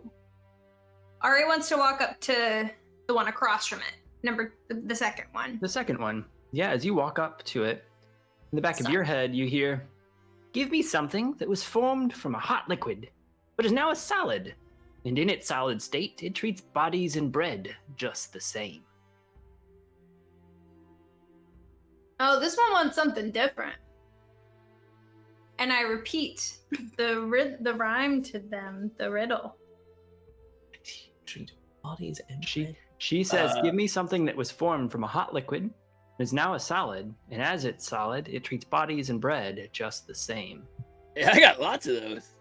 Here, I'll pass Ari a dagger. Made it Oh. from molten iron. Yeah, I was thinking like magma rock, but bodies and bread, not a thing. It cuts. Interesting. Okay, so we think this one wants a knife, and this one wants rain. It's very interesting. We don't know. Do we give them what they want? Well, I don't know. For one, I don't know how to give them rain unless perhaps we take a water skin and make it rain. Yeah.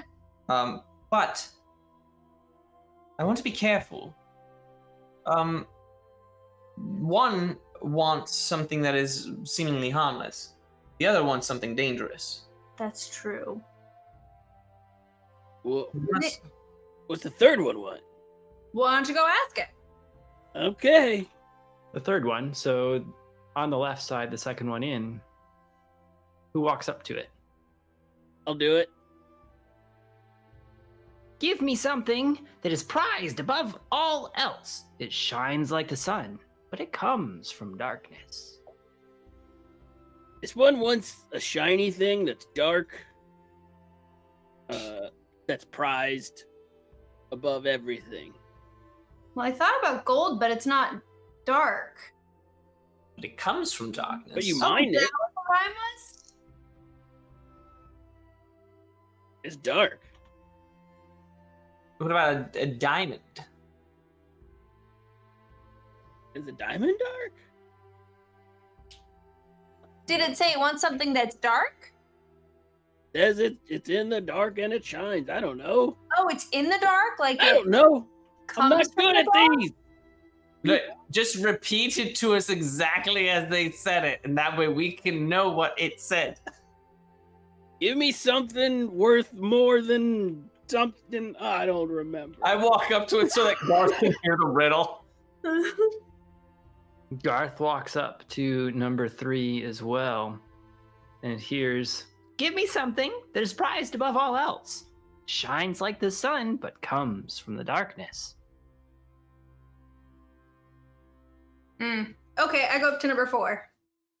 That one's gold. Number I do. 4, Ari, as you step up to number 4,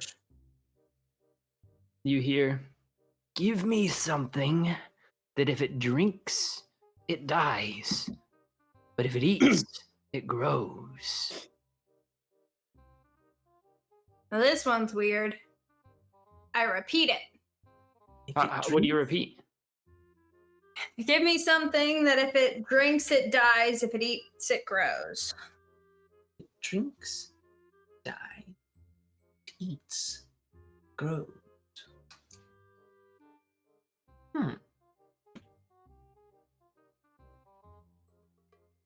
If it drinks, it dies. Eats. You think about that one. I'm Flower? gonna walk into number 5. Really,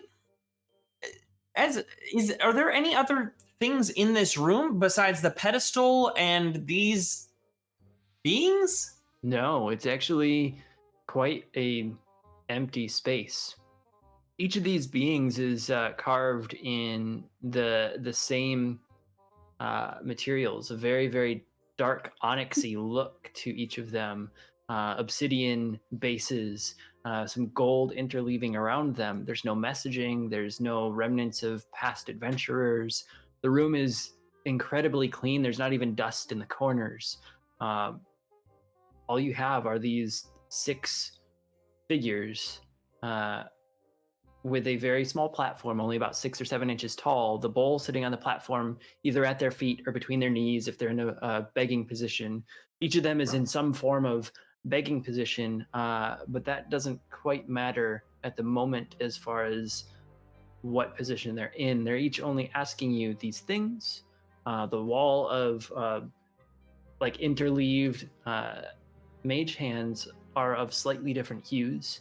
They're all kind of a very blue to purplish tone, and the glowing dark orb of essentially sick feeling nature is still sitting behind that wall. As you get close to it, you feel a bit uneasy, but you believe that's what you need to destroy. Otherwise, this room is very faintly lit, and there's no notes, no items, nothing. The bowls are all empty. They're dust free as well. All right. Drinks, it dies. Number 5. Mambo. So you go to the third one on the left, which is number 5, and you hear, "Could you give me something that is blue, but it pools in red and crimson?" Oh. I think this one wants blood. Why do you say that? Well, it says give me something that's blue, but that pools in red and crimson. And when I look at my arm, the blood looks blue, but I've seen it on the outside and it's red. Blood is definitely red on the outside. Can you think of anything else that's blue but pools in red and crimson? Flames. Wait, no, not for this one. Sorry, I was thinking about the last one. The feeding thing. Maybe it's flame. Maybe it's fire. Yes. If it drinks, it dies. If it Smarty. eats, it grows. Yes! Patrick, you've done it again. For the first time. For the first time, you've done it again. At Be least you know. sure to Oh, tell everyone. we've got one more to go. I gotta call out Lucas Martinez. Just say, no, get it yourself to each statue. These are some lazy statues. Who walks up to the sixth one, the last one on the right? It should not be me. I'll do it. Okay. You think I'll tell you? Okay. This one says, "Give me something that comes in many forms, but it's not quite as important as the air you breathe. Still, you won't get very far without it." Ooh, ooh, ooh. Garth! I think this one is water. It said, "Give me something that comes in many forms. It's very important, but not as important as the air you breathe, but still kind of important." Step up to it so that I can hear the riddle as it's supposed to be. Give me something that comes in many forms, not quite so important as the air you breathe, but you won't get very far without it. See? Still going with Garth. I do appreciate that. I do come in many forms. Oh, he was your suggestion? I thought you were calling. Yeah, let's put him in the bowl. Just put him in the bowl. He comes in many forms. But if that is the case, if water is the answer here, Then maybe rain is. rain. What falls? I love to fall but cannot climb. Reflect the sun, Reflect the light. reflect the light, but darken the sky. Moon. Lasso him the moon. But technically, it doesn't darken the sky. The moon Night. falls? Night. Night. Night falls, does not climb. Night reflects the light. Yeah. For sure. As they're all thinking through this, just a reminder, enter our giveaway, but also this episode brought to you by Drackland, Valari, and Rumiel as an elaborate way for Garth to propose. Thank you. No. Just kidding. For now. Could it be like snow? Snow? Snow falls. Snow falls but does not climb. It does reflect the light. Look, can we just give this guy some water and see what happens? There's nothing of like do it in an order. He's not asking for a knife or my blood. I think we should be careful though. Yeah, like what's gonna happen if we get one wrong? It doesn't say. Everybody else that has said we punish you if you get it wrong. And they've done it. I think we start at the very beginning. That's a Rain, very good place to start. rain, fall. I do not climb. I walk back up to one and say, "Tell it to me straight. What do you need?"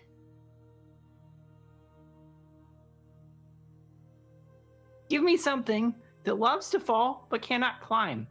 It reflects all light but darkens the sky. Yeah, I got it. You want rain or do you want snow? Or do is you it want a night? leaf? Leaves fall. Give me Reflect something light. that loves to fall but cannot climb. Reflects all light but Already darkens the marked this sky. off. Which of the statues looks the nicest? They all look very similar. They seem to all be in a very submissive pose. The first one's got his hands outreached and head bowed down. The second one is on his knees, kind of hands up. The third one is sitting there, kind of leaned back against the wall and putting his hands out, kind of outspread a little bit. The fourth one is just bowing his head and hands behind his back. The fifth one is just sitting down, grasping his knees and kind of looking into the bowl. The sixth one is standing there, just head in his hands, and he's got a little bit of motion, like his foot's kicking something on the ground. They all seem to be distraught. They all seem to be sad and frustrated. None of them seem to be menacing in any way, shape, or form. They're all just kind of in some pose of being in need. Look, there's nothing else in here. We gotta get through these mage hands and get rid of whatever that is. I agree, but how do I give something rain? Let's try with the water. Nothing said we had to be in order like others have told us. I don't know why you're so careful all of a sudden, but they seem nice. Always careful. Yeah. What's up with that? At this point, anyone watching, you may go back and skim through the VODs and quickly post any clips of Garth not being careful. We'd love to see that. I don't think Twitch has the bandwidth to handle it. Hey now. You're an all-star. I put my finger in this stream of electricity.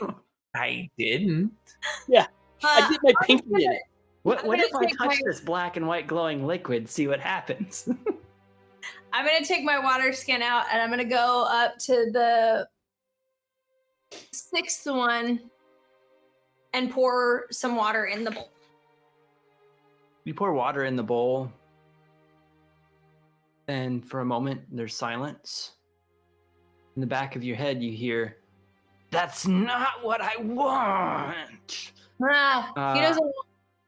You do take some damage from it, however. You take... Why'd my dice go away? Oh, they don't Oh, want like- you to hurt me. You take 12 points of psychic damage. Oh, You- not water. You feel a pierce through your mind. What? What do you mean not water? What? He said he didn't want water. What did he want? To give me a headache. I don't want to give them anything. Get it yourselves.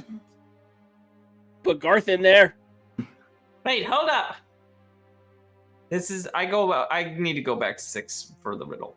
I can't. I'm not writing down riddles, I'm writing down answers. As you walk up to 6, you hear, "Give me something that comes in many forms. Not quite so important as the air you breathe, but still you won't get far without it." Food. Blood. Stop. What if the answer to all of them is blood? Yes, if that is the case, then... And Garth will pull out his water skin and go to the first one, and he pours some water on his hand and then sprinkles it down. AKA Garth's making it rain. Mm-hmm. In fact, and instead, he pours it on his hand and he goes... As the water droplets hit the bowl, you hear, "Thank you, sir. Can I have just a little bit more? I'm thirsty." And he'll pour some in the bowl. As you pour some in the bowl itself sinks down into the stonework, and the slab that comes back over fits so tightly that you wouldn't have even noticed that there was a little trap door there. Nothing changes with the statue, but it seems you've satisfied number 1. Does anything happen with the mage hands? Mage hands don't do anything at this point. So then, Thadric, do you still have that dagger we can hand over really quick, possibly? I got lots of daggers. Well, now I'm down to 5, but yeah. I'll place a dagger into the bread bowl. Into number 2? Yeah. Okay. So as you walk up to number 2 and place the dagger in the bowl, you hear in the back of your mind, Thadric, "Thank you." And the bowl sinks into the floor, and the stone covers the trap door again so intently so perfectly that you wouldn't even know it's there. So now you've Are we solved. sure we wanted to give that guy a knife? You've solved Yeah, the first 2. I don't have a dagger. Ari, you didn't hear the voice, and nor did Garth. Yeah, we just talked about not giving All right. things to the ones that seemed evil. Uh, I'm Anyone got... I need to check my inventory if I actually have a gold piece. I'm sure I do. I got We some could gold. some ethereal gold. I've got 13 of the gold. I've got 14. I'll do it. I take a gold and I put it in the bowl for number 3. Why y'all got so little gold? Because you never actually divvied up that big payday. As Did. you I don't really get things. place the gold, the bowl does sink in and the trapdoor covers, and you hear, thank you so much, in the back of your head, Garth. Ari's gonna take some food out of her bag and walk up to the one who was a stuck up mind spike earlier. Wait! What? We've been going in order. Yeah, but we don't know what bowl 5 wants. Firebolt to bowl 5. Or bowl 4. You shoot a firebolt into bowl 4, you said? Yes. Okay. As you do, and it hits and leaves a little flame there, the bowl sinks. Garth, in the back of your head, you hear, thank you, sir. Very aggressive way to give it. Oh, that was going to be how I was going to do it no matter what. I'm not. So now you've got 5 and 6 left. The furthest on the left and the right in this point. Garth will go over to number 5 just to hear the riddle one more time. Give me something that is blue, but pools in red and crimson. All right. I suppose it makes sense. He's like looking at his veins. Yes. And he'll pull out, he's got like a little penknife. And he'll just prick his thumb and let a couple drops hit. All right. Garth, as you do that, the drops hit the bowl sinks down into the ground, and the stone covering takes place. And you need to eat vegetables, apparently. It's so rude. I just stabbed myself for the team. Yeah, and they said, you are anemic. Eat some spinach. I'm not anemic. How dare you? Garth is, though. Garth is, though. Jared, you bought them.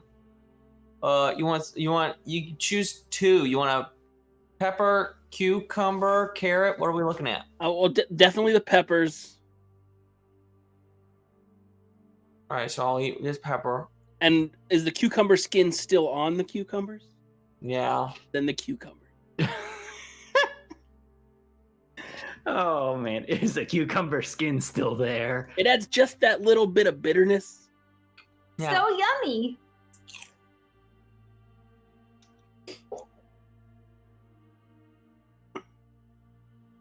All right. When you're done chewing that up, just let me know, and I'll continue with the happenings in the room. Yeah, what's going on, man? So you've gone in order of 1, 2, 3, 4, and 5. The 6th one, the one on the top right, as you turn to go satisfy its need, the statue crumbles into a bunch of pieces on the floor. The wall of mage hands dissipates. No other sounds are in the room. So I didn't get to give it food? You did not.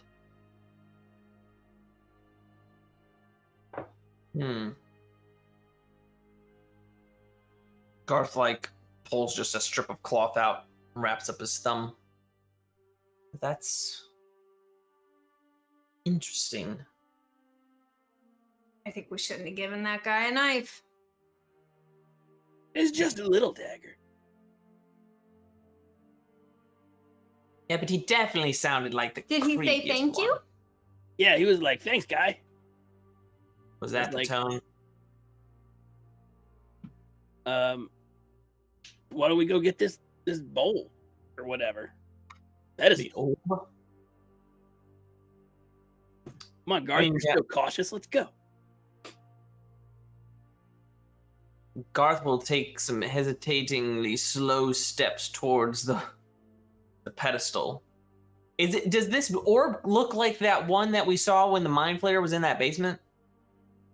No, this one seems to be a bunch of tendrils kind of weaving together. Not tendrils as in like octopus tendrils, but like just tendrils of dark matter. Tentacles, yes. Thank you. But it's more like dark matter just kind of weaving about in a swirling motion. It makes no patterns or forms other than it seems to have a swirl that continues around the outside in just a standard cadence here. Was there a bowl still over by the statue that crumbled? No, it all just kind of crumbled down into a bunch of pieces to the point where it looked as if whatever had crumbled it pulled kind of like a little ripcord and it all just fell apart. Not like pieces falling off, but it just like it obliterated, much like a movie magic type thing. Should we put like biscuit on it or something? I think it's too late. How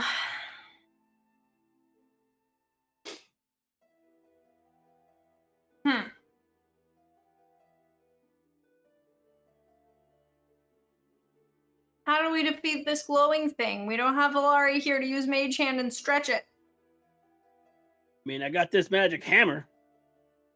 Okay. I've also got Mage Hand. As you're all talking about this, Garth, in the back of your head, you hear, "I told you to be careful."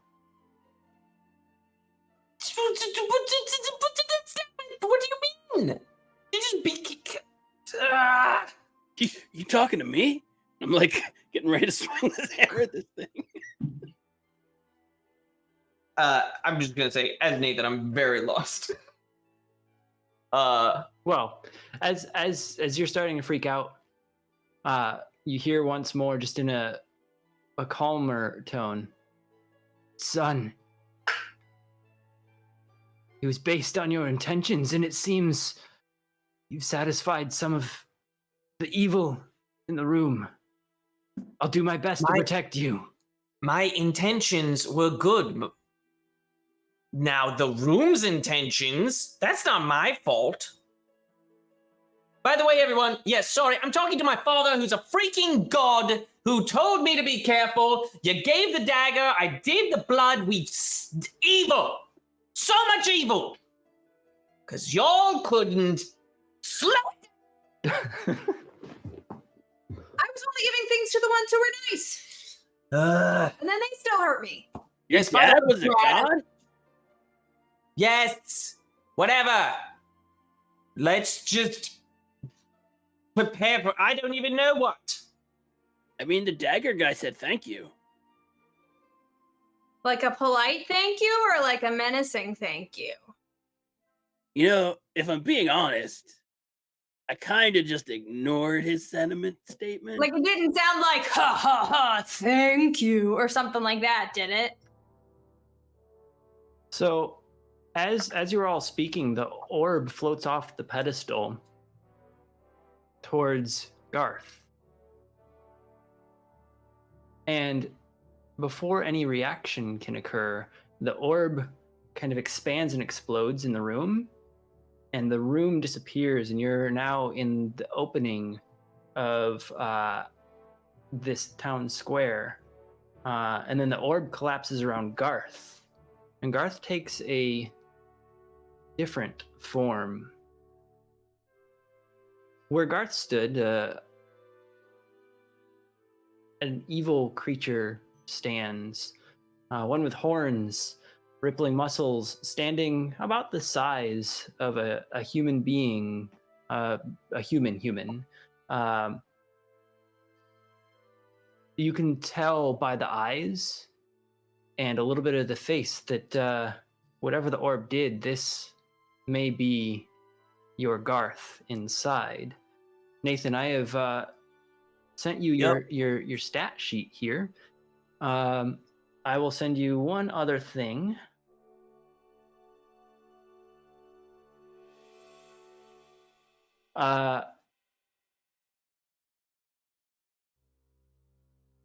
Garth has been transformed into some form of devil creature, and in the back of Garth's mind, he knows sort of what has happened, but now he has an intent to destroy the two others that were with him, unfortunately.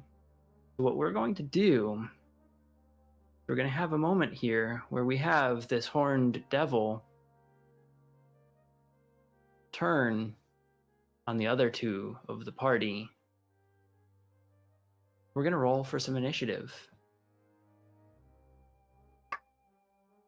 I gotta fight Garth. Fine. 18. 14. Lauren, I didn't hear your number. 18. 18, okay.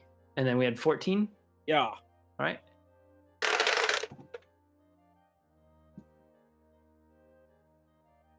Um, 6. 6. All right. So standing about 10 feet from one another, we have, let's just say bottom to top. We have Thadric, then about 10 feet up, we have Ari, and then 10 feet further, we have what was once Garth. At the top of the turn order is Ari, seeing her friend transform in front of her. Ari's gonna hope that this is like grade 8 stats where if she drops the creature, Garth comes back. That's all she's got to go on because she's never seen this before. So she kept her great axe and is going in a swinging. I do have to say, in this rough moment here, McCranky Stank does give a little bit of fun. We are now Garth Mall. I don't think the first one will hit. The first one's 13. We're resolving this here. Nathan, if you need anything from me here, I will keep the stat sheets up so I can continue to assist you. Feel free to use side messaging for any needs. If you'd rather me to send more sheets or other things to you, please tell me. Yep. Second swing is a 25. And she's going to say, sorry, Garth, if you can hear me. That's 25 will hit. Okay. Now, I need to know, is this considered a magical weapon? It's my magical great axe. Yes, we've been considering it to be half magical damage, half slashing damage. Okay, so roll your damage, and then Jared, you translate it for me, and Yep. I'll be able to do that from here on out. Yep, that's fine. 14. 14. So it's 7 slashing, 7 magical on top of that. And the weapon is a steel base, if that matters for any other reasons. Got it.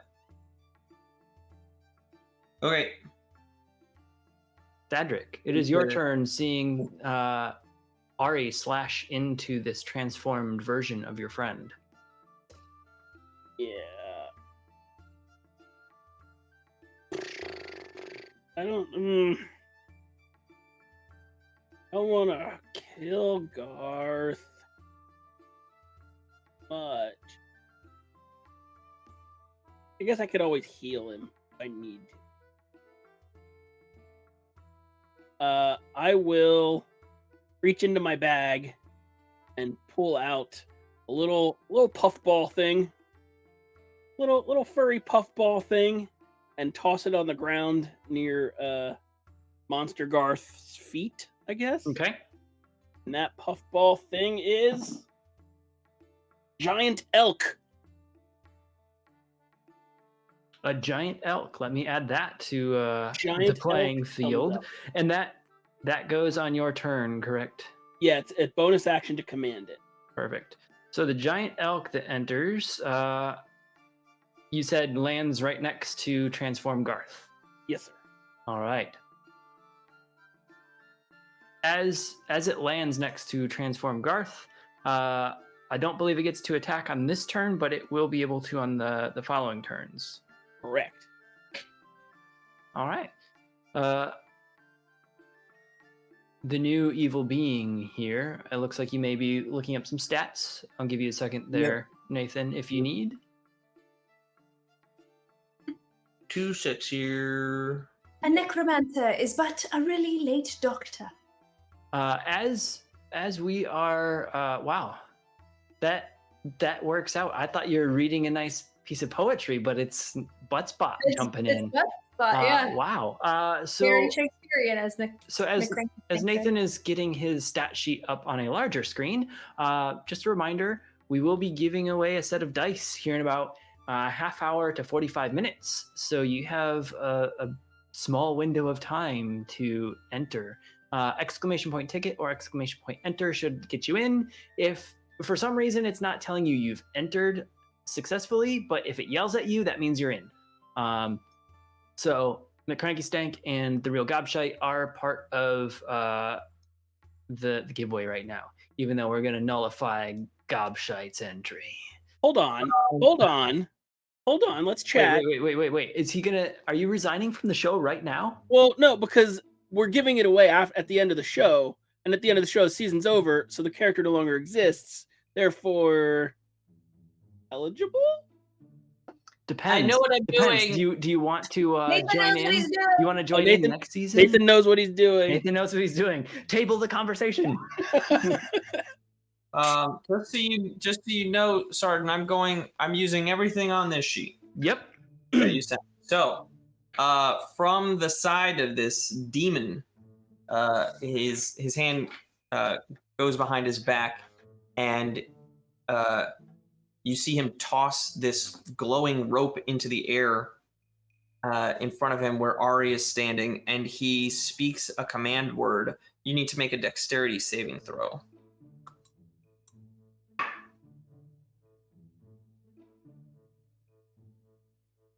Nine. You are restrained. And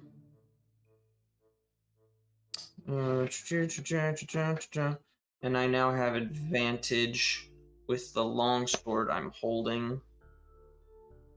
So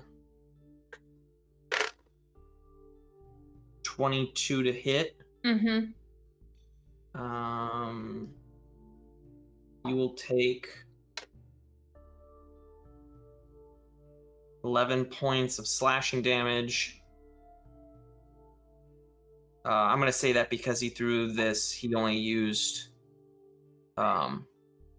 one hand, and he will get a good grip on the sword after this. And then you also take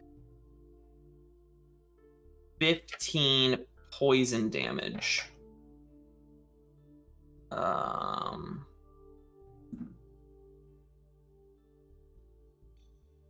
And does that is all.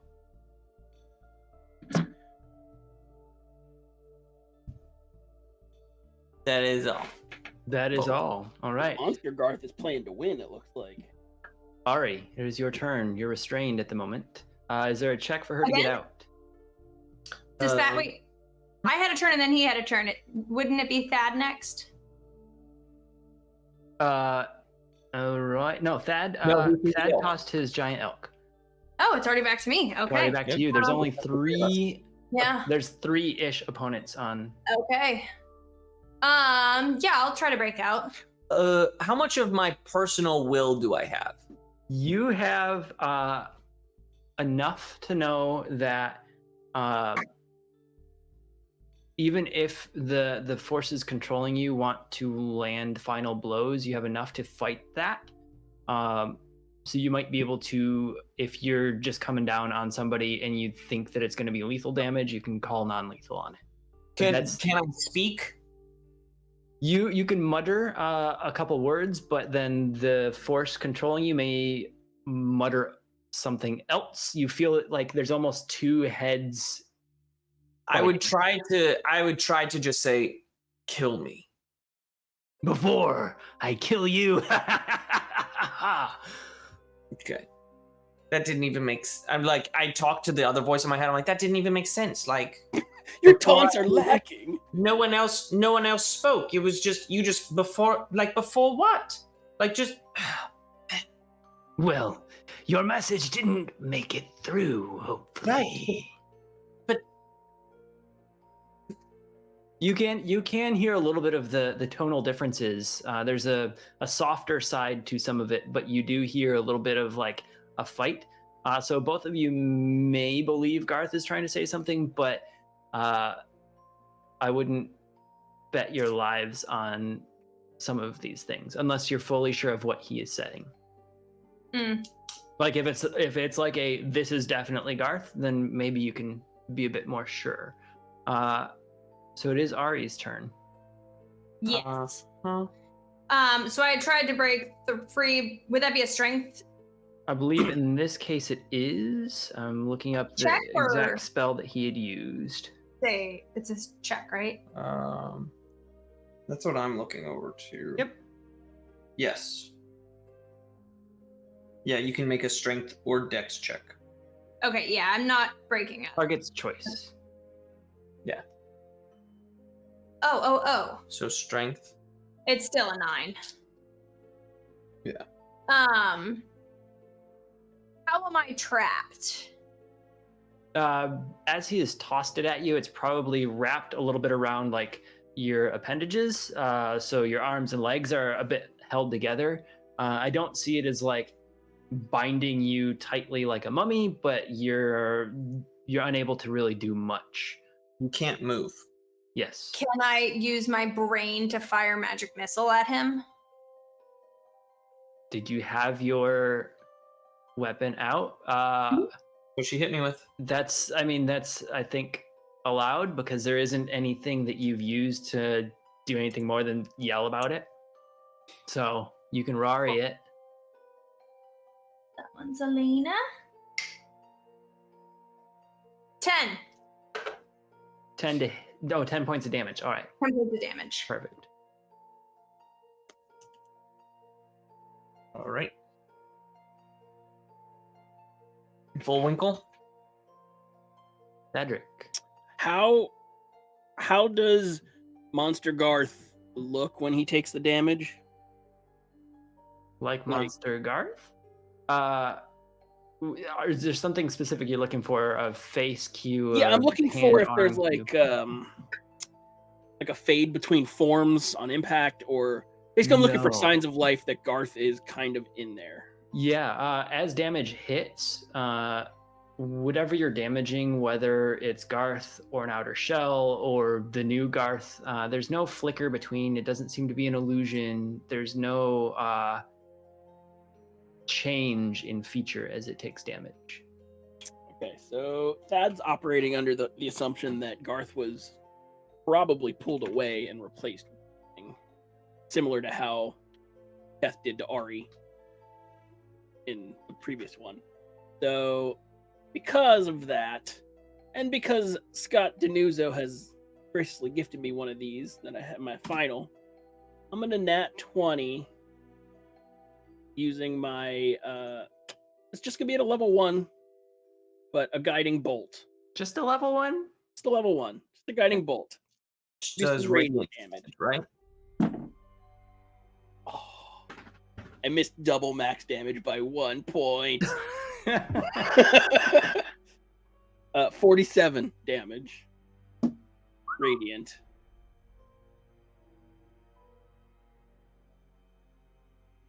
And then I'll command I gotta come up with a name for him. Yeah, sure. Well, okay, yeah, no, never mind. Keep going. Yeah, I'll command the elk to kind of gore him.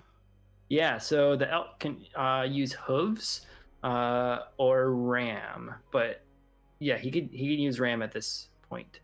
Yeah, ram him. Ram. All right. Maybe it'll drop Ori. So as it rams, it hits for 19 against the AC. I will parry.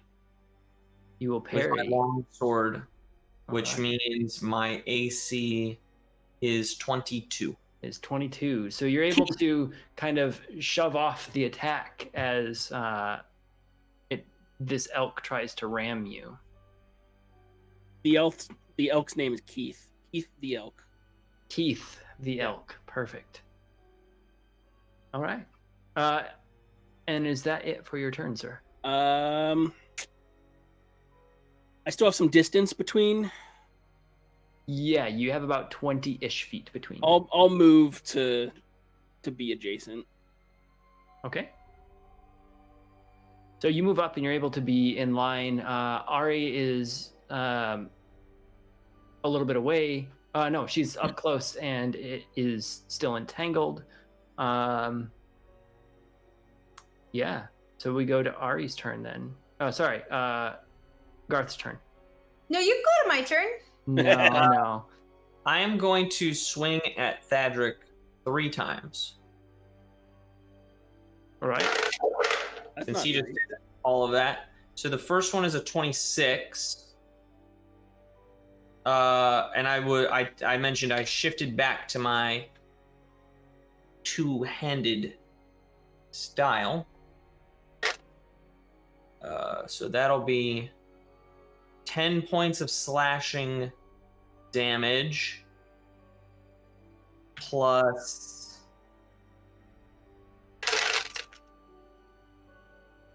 10 points of poison damage. The second attack is only a 10, so it won't hit. The third attack is a 17, so it also will not hit. Still a lot of damage. So he slashes away at Thadric. It is now Ari's turn, who's still entangled. You let go of a rope. It's a magic rope. Oh. It's a rope Look. around you. One part of Nathan is gonna win today, okay? I will let you know as we do chat about things. In many cases, ropes, doors, barrels, everything has an AC and a health pool. You can destroy anything as long as you can meet damage. So you can attempt that if you have free hands. But also, it's a magical rope. So just a heads up. If there's anything that is grabbing you, holding you, blocking you, you can Rory it as much as you want. But you may also, if you still have charges left, I think you have one more. You may also just oh, you're done. I was gonna say you could always go for your betrothed. He's got more muscles now. Gross. I'm gonna. How would that logistically work if I wanted to try to like You could cut roll, the rope? you should be able to roll an attack even with your great axe, but you're at disadvantage because you're restrained. Because you're Or I restrained, yeah. can just do a strength check and try to break out. Yeah. That sounds like better odds to me. Or you could scream at the rope in true Rory fashion. Oh my gosh, why is it all 4s? It's a 9. Tonight is brought to you by Powers of 2. 2, 4, 8, 16, 32. Yeah. Roll 32. Roll a I mean, 32. Where is the rope? Like, I just can't picture how and what is being restricted. So he tossed it at you. Just imagine, for all intents and purposes, a light spiral, candy cane style, down most of your body. So it's holding you down. It's not like super loose, but it's got space between. Like I said, it's not mummifying you, but it is holding you in place, keeping you from moving. The rope is pretty taut across, but like you can see that it's you underneath. It's not a rope creature or anything. I'm going to. I don't know what I'm going to do. Maybe that's a bad idea. You can still attack me at disadvantage as well. Yeah, you can like attempt to swing. It'll be not a beautiful fighting style, but you know. Fine, I'll try it. We'll try it at disadvantage. That one. 16.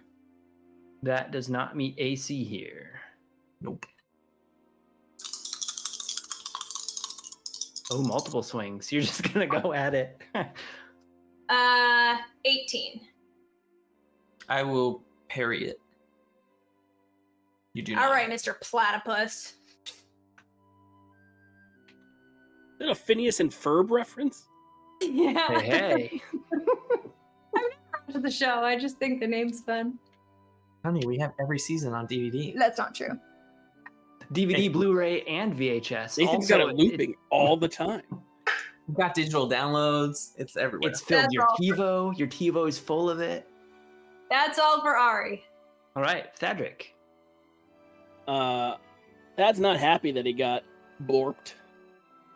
So he's gonna cast as a bonus action Shield of Faith on myself. Okay. Bump me up a little AC, get me a little harder to hit. I'm rocking a 26 now. Man, I was thinking we were gonna get to a 30 this season, but And then I'm gonna drop the hammer, literally, on Monster Garth's face. Just gonna donk. donk. Perfect. All right, here we go. Here we go, Blacksmith. What do you got for me? An 18 on the die. Plus 8, 26 to hit. That will hit. That will. Okay, do you need the damages separate or together? Separate, please. Okay. You're doing 3 of it is fire damage, Okay. 4 of it is radiant damage, Okay. and 10 is regular damage.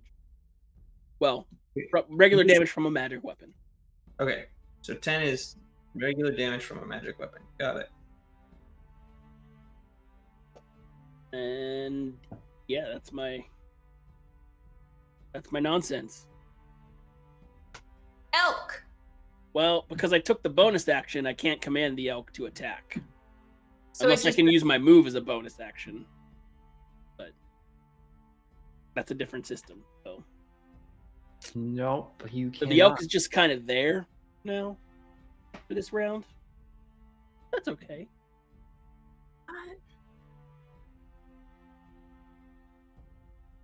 All right. So then we go to Garth's turn then.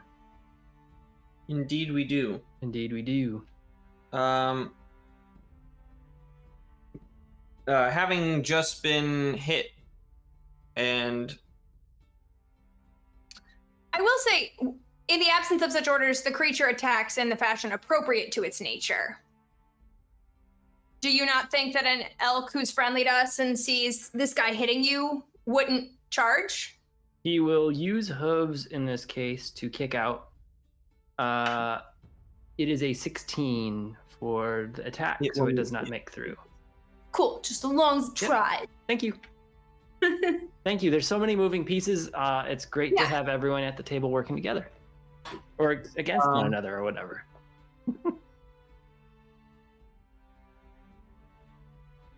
I think even with the sheen, well, no, Ari was not able to hit.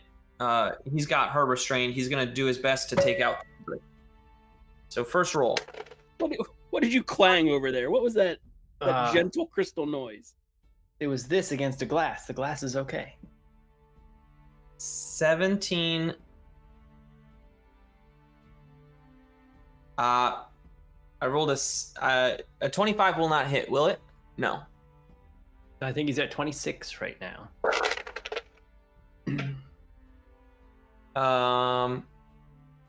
So the first 2 rolls are against Thadric All right. will miss. I get a 3rd attack and Ari is right there, yes? Yes, she is. So he would turn attention. And you get it at advantage there because she's restrained. So that will hit with a 19 on the dice. All right. 10 slashing damage.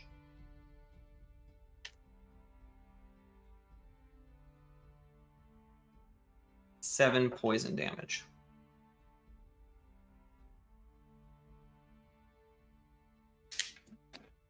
While this is all going on, in the distance, you hear a screech of a large bird, somewhat like an eagle. And off over the horizon, there's a glowing flame in the sky.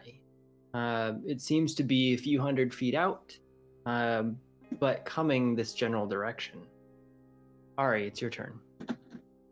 Try to break free. Nope, that's even worse. That's not happening. Swing against. Man, You. Scott Denuzzo keeps getting butt spotted. Yeah, he's Butts Butts-Denuzzo. Yeah, Butts-Denuzzo. Did you tell Buttbot to do that? Like, is that a pre-programmed thing? No, I think Butts are just 24. naturally attracted to Scott. Oh yeah, 24 to hit. Yes. For 8 points of damage. Type of damage? Magical slashing. Magical slashing. So yeah, perfect. Yeah. And that's all she's got. You're able to land a hit as you're slashing through. Thadric, it is your turn. It is my turn. And as such,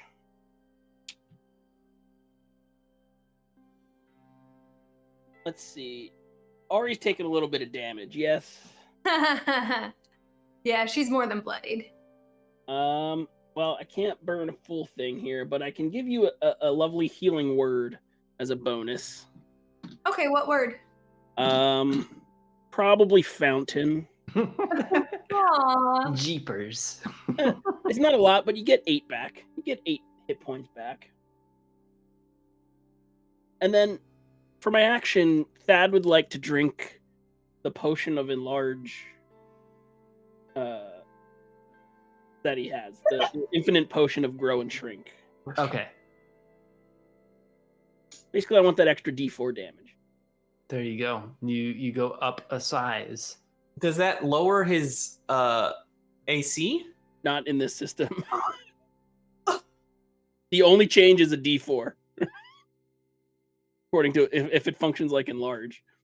Yeah, it's basically you can cast enlarge or shrink either spell on yourself for, I believe, what, 10 minutes?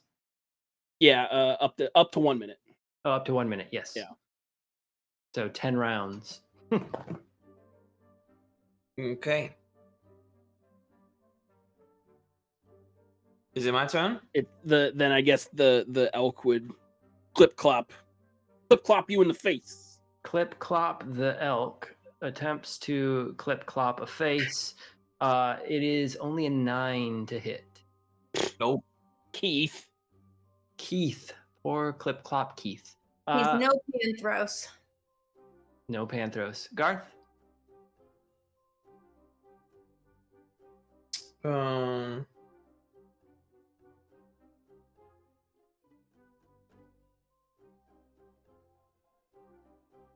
Okay. I'm going to go after Thadric, who's gotten larger. I will. How tall is he now? He's the next size up, I believe, is what it would be. Says it doubles in size, so I am 12 feet tall. 10 foot 22 inches. So We'll try again. Well, I didn't convert it yet. 11, 10. Clearly. Yeah. So I'm like I'm 2 11 feet. I'm just under 12. I'm 6 foot 72 inches. I'm just under 12 feet. So what you see is, and this shouldn't technically take me out of engagement with anybody, but you see this demon rise up off the ground so that he's eye level with Thadric as he swings 3 times. Dang, man. That one's gonna miss with doing the math right. I need you to stop being so disappointed. I had my will taken away from me, so I need something. I need something here. I need a win. The last roll was a critical failure. As you're doing this, you release your longsword and it sticks into the ground. So it'll take an action to grab the longsword. Cool. The screeching and cawing gets closer. The flame in the sky seems to be coming right at you all. And you believe in the next handful of seconds, whatever is approaching will be here. Ari, it is your turn. Get out!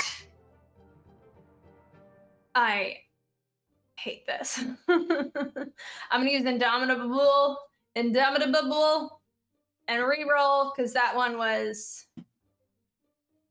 Wait, it was only a 14. You would not succeed. Yeah. Okay. You succeed. 16. You succeed. You're out of the rope. I am out of the rope. Huzzah! And Nathan gets some veggies. And Nathan eats some veggies. Sorry, buddy. I'm choosing. There you go. Things look bad for Dondrasex. So, well, here's the thing, Nathan. The redemption is eat your greens. Here's the thing, Jared. It was supposed to be vegetables. Yeah. I didn't get the power to type it into the system. Those are the veggies I got. And also we're having a salad for dinner, so No, we're not. And that salad is wine and pizza. Oh. I'm going to drop my great axe behind me and draw his sword and hold it like at the ready. So I don't know. you've dropped the great axe, but you picked up a long sword. Yep. And It's just poison damage. that's your It turn. hurts. I don't want you to get.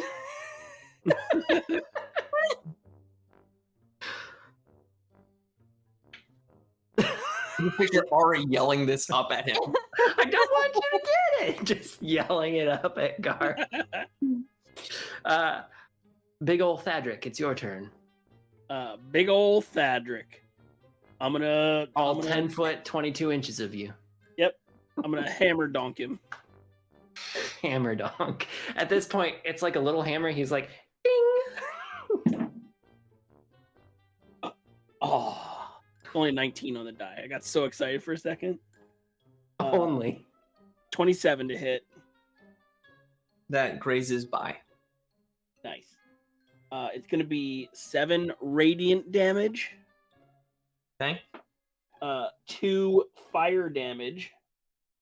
Okay. And then 9 regular Plain old damage. whip home damage. But it's magical. But it's from a magical hammer. Yeah. If that is the case, the demon drops to the ground.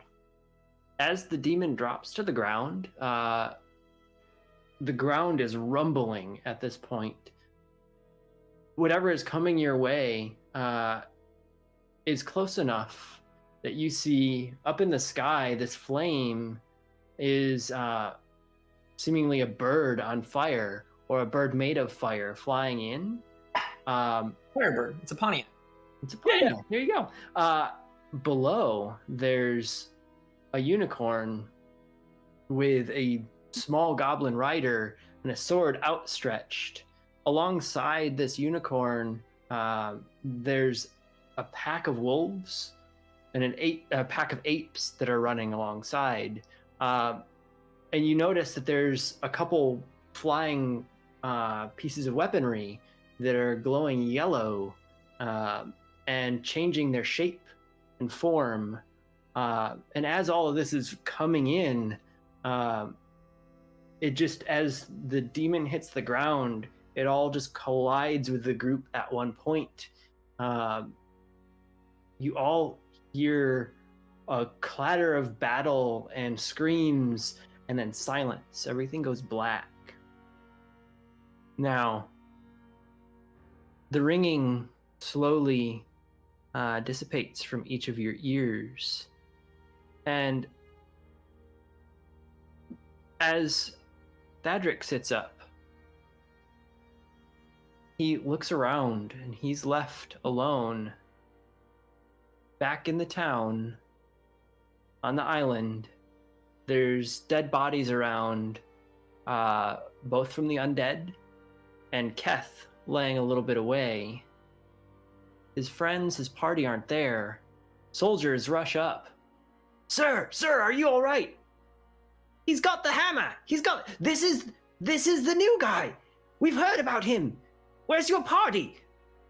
And then another soldier runs up. Sir, since you're the new Forge Master, we heard what was going on a few days ago, and we sent for Master Thaddeus. He's on his way. The blacksmith is going to help rebuild the town, and if you need forces, let us know. Dad's looking around like how long of a black did it? Was it like, oh, it's black and back, or was it? It felt like it could have been hours or like minutes. Stun grenade, or passed out and woke up. More like passed out, woke up. Okay. Like you just blacked out, and now you're back here with a dead Keth a little bit away. That'll get to his feet and see the dead Keth, and first thing will be like the guy that ran up to him is gonna put his hand on his shoulder and go, "My dude, cut that thing's head off."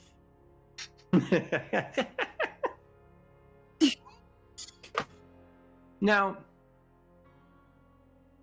a bit of time goes past. Some of Thadric's family actually shows up on a boat a few hours later, hearing about this town and seeing all of the evil come across it.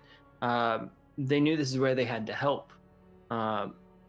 He's met with brothers, sisters, and his father who have come to help rebuild the town and congratulate him for becoming the new smith, the new forge master here.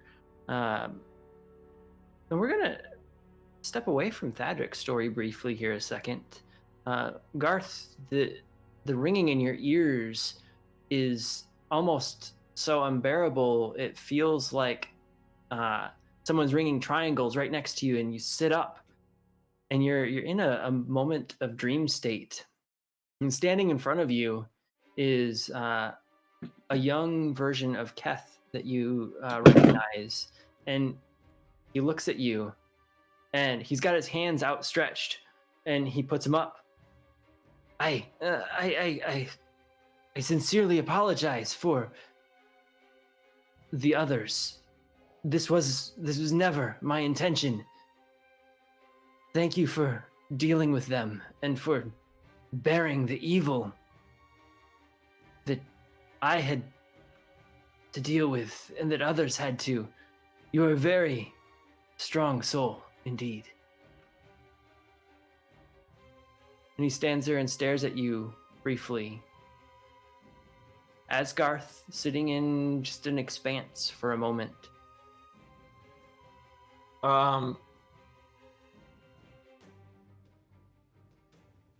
I would like to roll insight as to his true intentions.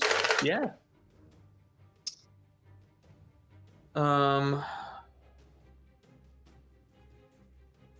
23. 23. As you stare this version of Keth down, you look into his eyes and you hear in the back of your mind, "Son, you've done it. You've outweighed the evil.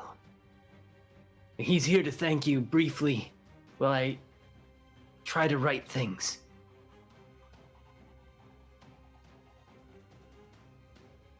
I look at him in the eyes and I say,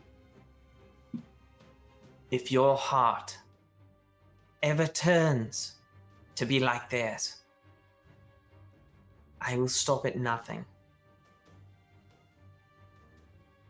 Well, you don't have to start. I was the first to depart, and a deity has allowed me to thank you for ridding the evil. from these lands, all of the plains. Okay, well, if you ever come back, having gotten some evil power. Look, I've had a rough day, man. I guess thanks? Sorry? I don't know. I've grown to hate you and your face very much. Well, every time he looked in the mirror and I was a part of it, I've grown the same. So if for some reason we ever meet in person, I owe you a bar, not just a beer. No, yes, buy me a whole bar. And he disappears into the mists, and you fade a little bit into what feels to be a dream. In the back of a pub, books spread all over the table, a notebook open, and a quill and inkwell lay on the table. 2 empty pint glasses sit, but are quickly cleared, and another pint gets set down. The pile of books have titles such as The World of Nier, My Adventures on Another Plane, The Party Who Withstood All, and many things. A small journal lays open, and at the top of the page it says, "It's been nearly 2 years of travel, but I still have hope that I will find my friends. I finally made it to the town of the statue that we once saw in the hand that was writing this note stops. A young elven man rushes up to the table, a large satchel over his shoulder. Sir, the orcs! They're flooding out of a portal, just like you said, in the town square. There's unicorns, and it's a whole battle. I've brought your favorite weapon." And he slides this satchel forward and rips it open. And within the satchel, there are 10 4-day-old loaves of baguette. Are you up to shall we say, share some bread with our newcomers? Break the bread, break some skulls, whatever it is.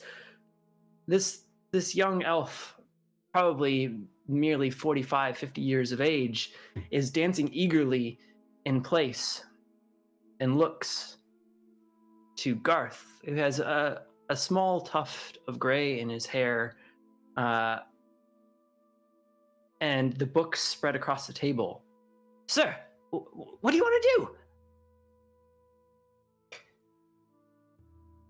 Collect my things. I'm going to go welcome our guests.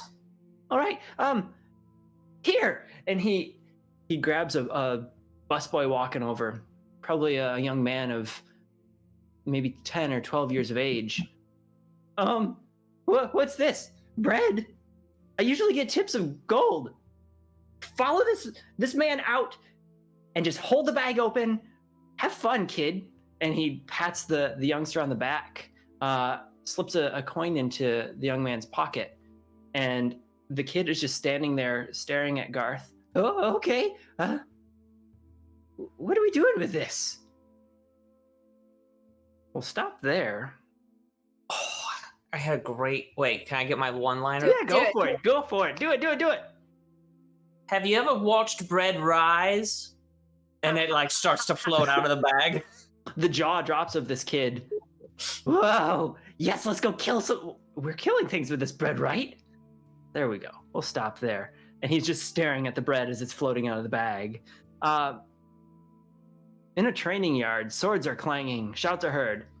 "Now block! Remember, to dodge the attacks. You can do more if you can cause your opponents to falter, missing you, hitting your shield, open a clean attack." More swords clang, and a few grunts are heard. A young man trips and stumbles and then stands back up, only to be pummeled by his opponent. "Be easy. This is practice. We're not trying to kill your guard mates." Now, the young man that fell and faltered kind of hobbles off. "Yeah, I think I hurt my knee. Give me a minute." And he sits down on a bench and rattles the person a bit out of their daze next to him. The young woman looks across the group. It's a very mixed group of soldiers. There's a small kobold wielding two little daggers running around, and these daggers are made of wood, but she runs up and smacks one of the other guards in the shin and then pokes him in the back. She goes, "You're down. I got you. And then she rushes up to another one, and you see a little bit of chaos from a few, and then some very, very trained attacks. And the kobold rushes up to you. I'm sorry, Cat. Queen Aurelia, I didn't mean to mess up on my attacks. I just had an opening. It's all right. Instinct is a large part of it. And as this little kobold is kind of dancing in place, she's twirling the wooden daggers. I'm ready. I'm ready to defend. A guard rushes into the training yard. There's orcs coming from everywhere, out of portals. We must defend. Queen. I'll look to her and say, well, looks like you've got your chance. All right. And she rushes off to the side and swaps out the wooden daggers for real daggers. And you see her spin them a couple times, stick them into her belt. She grabs a couple more, and you see like 7 or 8 daggers go across this kobold's chest, like essentially covering up and making armor for herself because she's such a small stature. So we get to go. We get to go defend. Have each other's backs. Okay, let's go. As you rush out through the gate of this training yard and look up to the statue, a warm feeling of this town being your home for the last couple years has filled you with such joy seeing your parents standing side by side in this statue, and what seems to be another couple that you remember, a dear friend from the past, saying that was her parents. And as you burst forth, you see these portals opening, and indeed orcs are coming out of nowhere. But in the distance, you see a bright, glittery glimmer that seems to be a herd or a pack of something running through town. You see an orc get thrown up into the air from this. In this town square, it was quiet moments ago. And as the quiet turns into this mayhem, one of the soldiers comes over and tries to defend as an orc bursts out of a portal right next to this group charging. With Ari in the front, she gets knocked off to the side.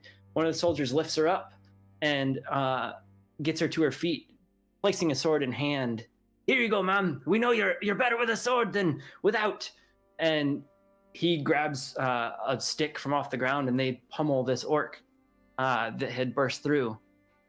A young man rushes up. This is my first battle. What do we do? And looks up to Ari. Stick with me and you'll be all right. Now, in the middle of this town square, as the chaos ensues, the Stumble On Inn sits with a few patrons out front, a couple old men. Oh, what's going on with all this hubbity-jubbity in here? I just wanted to enjoy my stackos and the nice beers inside. And the other old man, oh, back in my day, we didn't have any chaos like this in town. Can I get you another? And he pats the first guy on the shoulder and walks inside like this is kind of a normal event to them. I think I'm gonna join you inside. And they push into the door. The barkeep slams the door shut and gates it off. You guys are staying in here. This isn't normal, and you know that.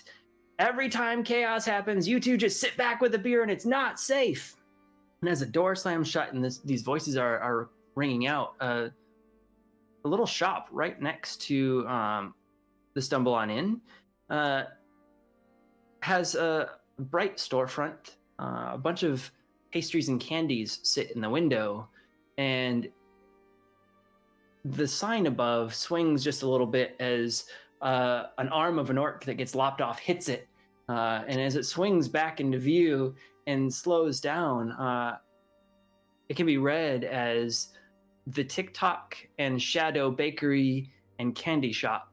and sweet smells flow out of the front door. And as the sweet smells flow out of the front door, it slams shut. And you see a bunch of goblins kind of peering out of the door, and you hear cheering as an orc slams into the window front and slides down it with a sword in his back. And the next shop front up is a very plain shop front, but in the window, there's the most beautiful weaponry that you've ever seen. And the door starts closed, but as this door swings open, a bit older, more wise Thadric steps into the door frame to see the chaos up ahead. A young boy at his side. Dad, did you see? That's what I was telling you about. You had to go through the portal because this shop was under attack. It was under attack. I didn't want our stuff to be stolen, especially because I made that one. And he points up to a little rougher build sword, but a very beautiful craft nonetheless. And he's tugging at the side, the armor on our dear Thadric, who has stepped into the doorway. Reach up and pull the sword off the mount or whatever. The sword that presumably your son had made. Yeah. All right. And hand it to him. It's time. Just like, just remember, little dude, don't swing at what you don't want to kill. And as you say that, he gets a big grin and kind of pulls the sword up over his shoulder. Okay. And then open the door and step into the chaos. And as you step into the chaos, you all sort of converge into the city center. And when you converge into the city center, you catch one another's eyes. Across the way, you see Valari standing in front of a young lady and Astro at her side. And as you look at one another, you notice that the years have gone by differently, or you were dropped in a different point in time with all of the chaos of time and space that had gone on.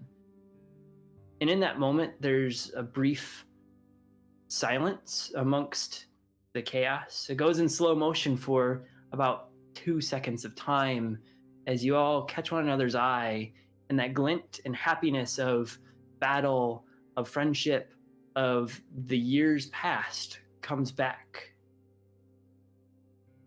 And the chaos ensues.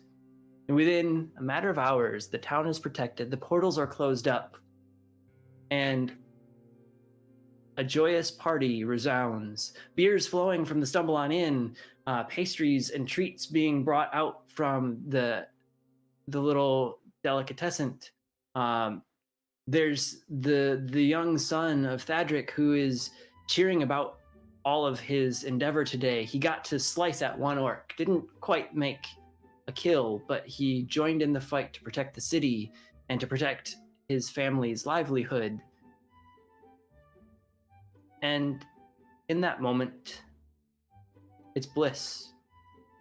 And this is where we will leave the party, in this town in Faerun on the far eastern coast. Far, far from where everything began.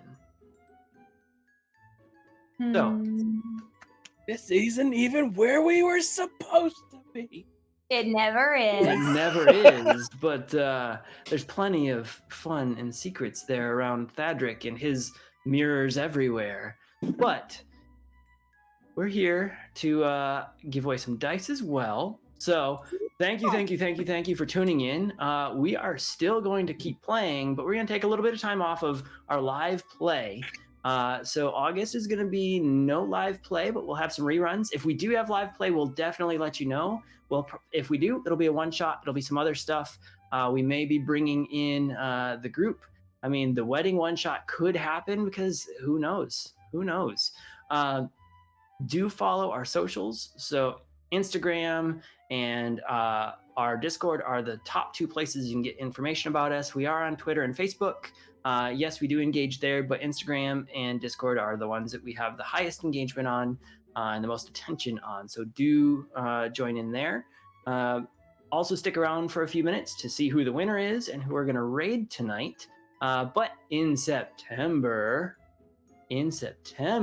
we are starting off a new arc with a new set of characters, and we'll be announcing that, who it is, where it's at, what's going on, and you can see us in September with that new setup live here the first and third Saturdays of the month at 4 p.m. Pacific time.